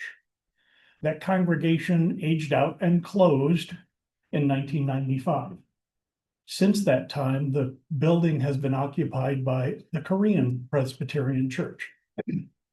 It started as a community of immigrants There were several hundred members of the congregation with a thriving youth population, and they did quite well. They're now to the point where they have 15 members. There are only 10 that are there in worship in a building that's suitable for several hundred people. The presbytery finds, as all mainline Christian denominations do, themselves in a position of declining membership. And this is a property along with another one at 27th and Elizabeth that are owned by the presbytery. And we need to sell those to support the presbytery's mission budget today. A group of 7 elders met in 2023 to consider the future of these properties. We wanted to honor the legacy of the initial congregation. We wanted to do something that was compatible with the neighborhood. So after many different investigations, we came up with a plan to partner with Mennonite Housing. They build beautiful homes, and these would be for affordable senior housing. This would be similar to what Central Community Church did with Central Landing out on West Maple. So these are quadplexes that would be for folks 55 or older and would provide them with a roof over their head that are otherwise unaffordable. Byron will go through some of the rent, but for a 1-bedroom, the rent's as low as $370, $360 a month. And they could go as high depending upon income levels for a 2-bedroom at $800 a month. It's maintained by Mennonite Housing. It has to be maintained as senior housing for 30 years because we're using tax dollars to develop this. So church property currently occupies about 50 or 45% of the city block. The rest of it has never been developed that abuts Rock Road. So it's a grass lot today. And so we thought we could make better use of that and continue in ministry and serve those in our community of the seniors that need a house, need a place to live. So that's why we brought this proposal to Metropolitan Area Planning for zoning reapplication. And that's what we'll share with you tonight. Byron? Thank you. Thank you. Maybe about a minute, or just a quick highlight, is that okay? Yeah, this will be real quick. Awesome, thank you. Byron Adrian, BYRON with Mennonite Housing, 2145 North Topeka. And this is part of a tax credit application that we're planning to submit this year to Kansas Housing Resources Corporation. And the fourplexes that are shown there, slab on grade, and each unit, so there's 24 units there. Each unit will include a safe room. And that's something that we always want to do, especially, for seniors. The existing church building, we do plan to keep that. And the north wing, we think we can get 2 units in there also. So we're looking at 26 units here. And that's what our proposal would be. So the tax credit application would go in this year. If it's successful, we'd find out by the end of July. And if it does get approved, we can start construction in a little over a year. Take about a year to build. Good luck with the application. Thank you very much. No, Yes. thank you, appreciate it. Any questions for the applicant? All right, we'll bring it back to the bench. Discussion. I say bench, sorry, district advisory board, bad habit. Let's hope we got important. Right, I was going to tell you when to ask for public comment. Oh, yes, thank you, Philip. It's, I'd like to make a motion. what, you are exactly right. I'm exactly wrong. Is there public comment on this? Or do you hear me? Okay, now, please. Thank you, Philip. To approve. I'll second. Any discussion? I'd like to just comment about the parking requirement. I don't know why there's a parking requirement. These don't seem much different than a duplex or, a street of duplexes that don't. So I see there's a concern a little bit about the city and because the church isn't being used anymore, the parking lots count, but I think there's plenty of neighborhoods being built with duplexes with no parking lots and no legal place to park in the street. Right, so I think this is great. I just wanted to put that in the there's notes. 4 dwellings in one set of units, so 2 driveways for 4 dwellings, that's considered like 4 dwellings under 1 roof is considered multifamily, that's for the code. There are mechanisms within the zoning code that if they needed to reduce their parking, they can pursue that. But parking can be counted inside of a garage and in the driveway, so we don't feel that there's any lack of parking on the site based on what they're looking to propose. Yeah, I think this is great, and I would second the motion if it hasn't been seconded. Stephanie got the second, so any other further discussion? All those in favor say aye. Aye. Anyone opposed? Passes unanimously. Thank you for being here, thanks for hanging to the end, good luck. For a quick comment, Yes, the parking was more an issue for the school. Pick up and Yeah. departure time. I've spoken with Principal Grover at the school. They have a west lot on the west side of their school that's about 85% of the size of the parking lot that they can use for parents. So they're going to reconfigure the whole traffic pattern. We volunteer to help out. Yeah, no, that's awesome. My comment was more the city's requirement for the number of spaces because it's multifamily versus, but this layout is just like all the neighborhoods of duplexes that probably have less space than this. Thank you. all right, Philip, last but not, item number 10, PUD 2025-0028. PUD 2528. This is a zone change request from TF3 2-family residential to planned unit development to create the 44th Park Edition planned unit development number 155. It is located west of North Webb Road, and correction in the staff report, it is south of East 45th Street, north. The staff report says south, but it's north. So it's up by Jabbar Airport. Jabbar Airport is right across the street. As you can see, it is currently platted and zoned for duplex development with this current lot configuration. 2 hammerhead streets coming off of East 44th Street north. The planned development.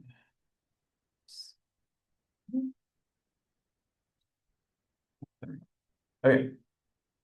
The plat or replat of the site is going on planning commission with this case tomorrow as well. And it would replat it to this configuration or the horseshoe and several lots in there as well. And the PUD is a custom zoning classification. In this case, they're basing everything back to the TF3 zoning district. So essentially the types of uses that are allowed in this are not changing.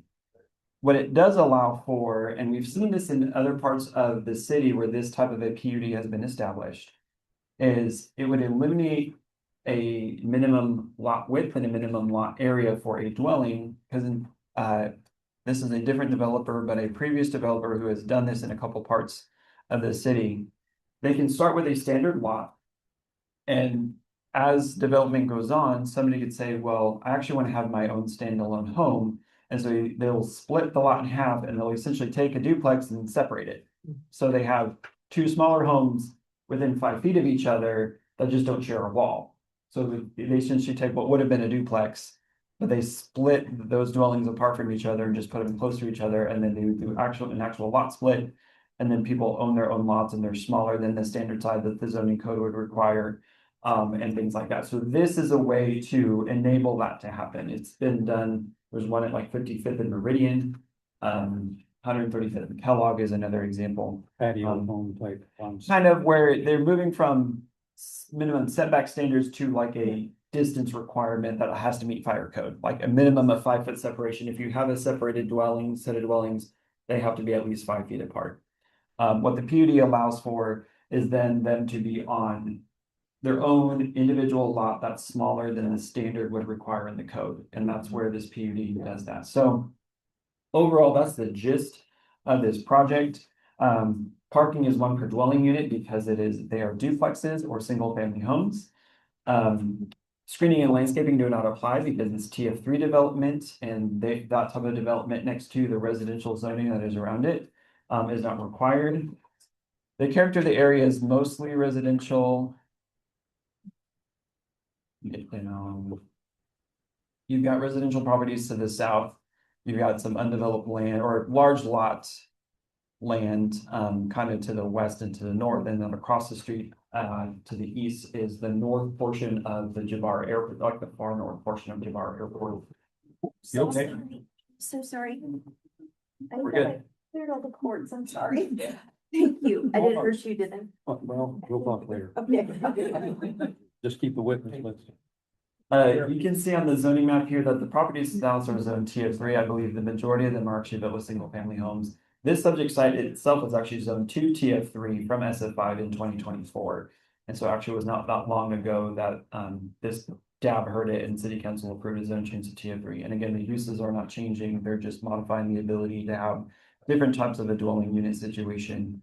Water and sewer service would have to be extended. That's all going through the planning process right now.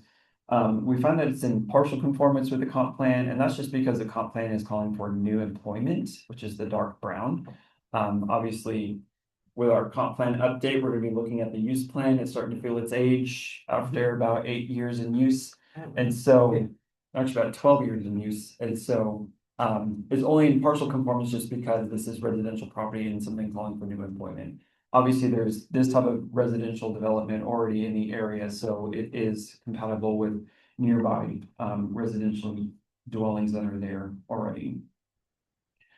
Overall, staff is recommending approval, subject to the staff recommended PUD language. We only have one little tweak to the language, and it's just a clarification tweak, so it's not like we're changing really having any change to the regulations that they submitted.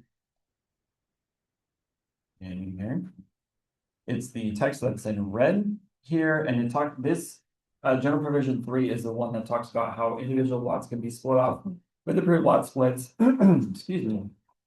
And the lot splits need to be recorded with the Register of Deeds in order to establish a new zoning lot upon approval of the planning department. So the lot split has to come through the planning department. We're just clarifying that the lot split has to be approved by the planning department before recorded with the Register of Deeds, which is the standard process. So those are only changes to ensure that that general provision is clarified the correct process. So as of the publication of the staff report, we have not heard from anybody. Again, it is going to planning commission tomorrow. And so that's where we stand right now. And I've had no ex parte communication with community members, the applicant or the agent. Questions from both? I don't see the agent here, which kind of surprises me, but he represents the application. No. It was Katie Miller Engineering. He's typically pretty much here, but it's a fairly straightforward PUD. You have any questions about it, I can possibly answer. Any questions for Philip? Okay, no applicant agent. Any community members? Okay, then we'll bring it back to the district advisory board. Any discussion or? I like this project. It increases the variety of housing options available. It's not gonna have, in my opinion, any adverse impact on the adjacent houses to the south. And I'm certainly willing to make a motion to approve this. Okay, we have a motion. Is there a second? I'll second. Second, sorry, you gotta get in there. Any further discussion? All those in favor say aye. Aye. Anyone opposed? Passes unanimously. Thank you. Any other updates, issues, concerns for the good of the order? Thank you, Philip. You did a fabulous job. Good to see you. Don't wait so long to come back. No. Yeah. Okay, seeing none, just a reminder, the next meeting will go back to Monday. Thank you for your flexibility. Monday was the swearing-in ceremony for council members. So the next district advisory board meeting for District 2 is Monday, February 9th, 2026, right here in our favorite library in the city of Wichita. This February 9th, Monday, this is February. Yeah, okay. See, we're all tired. It seems like it's March already. With that, I would entertain a motion to adjourn. Jim got it. Second? Aye. Yes, in there. All those in favor say aye. Anyone opposed? Bye. See you next month, if not before. Thank you, everyone, for your service. Thank you, Teresa, for the what minutes, people? Incredible. Amazing. Excellent. Stellar. You said you have kids at least. My daughter's next, yeah. Junior. Yeah. Okay, I will look at it. I'm gonna stop this meeting. Hold on one second. Thank you for letting me fall on you.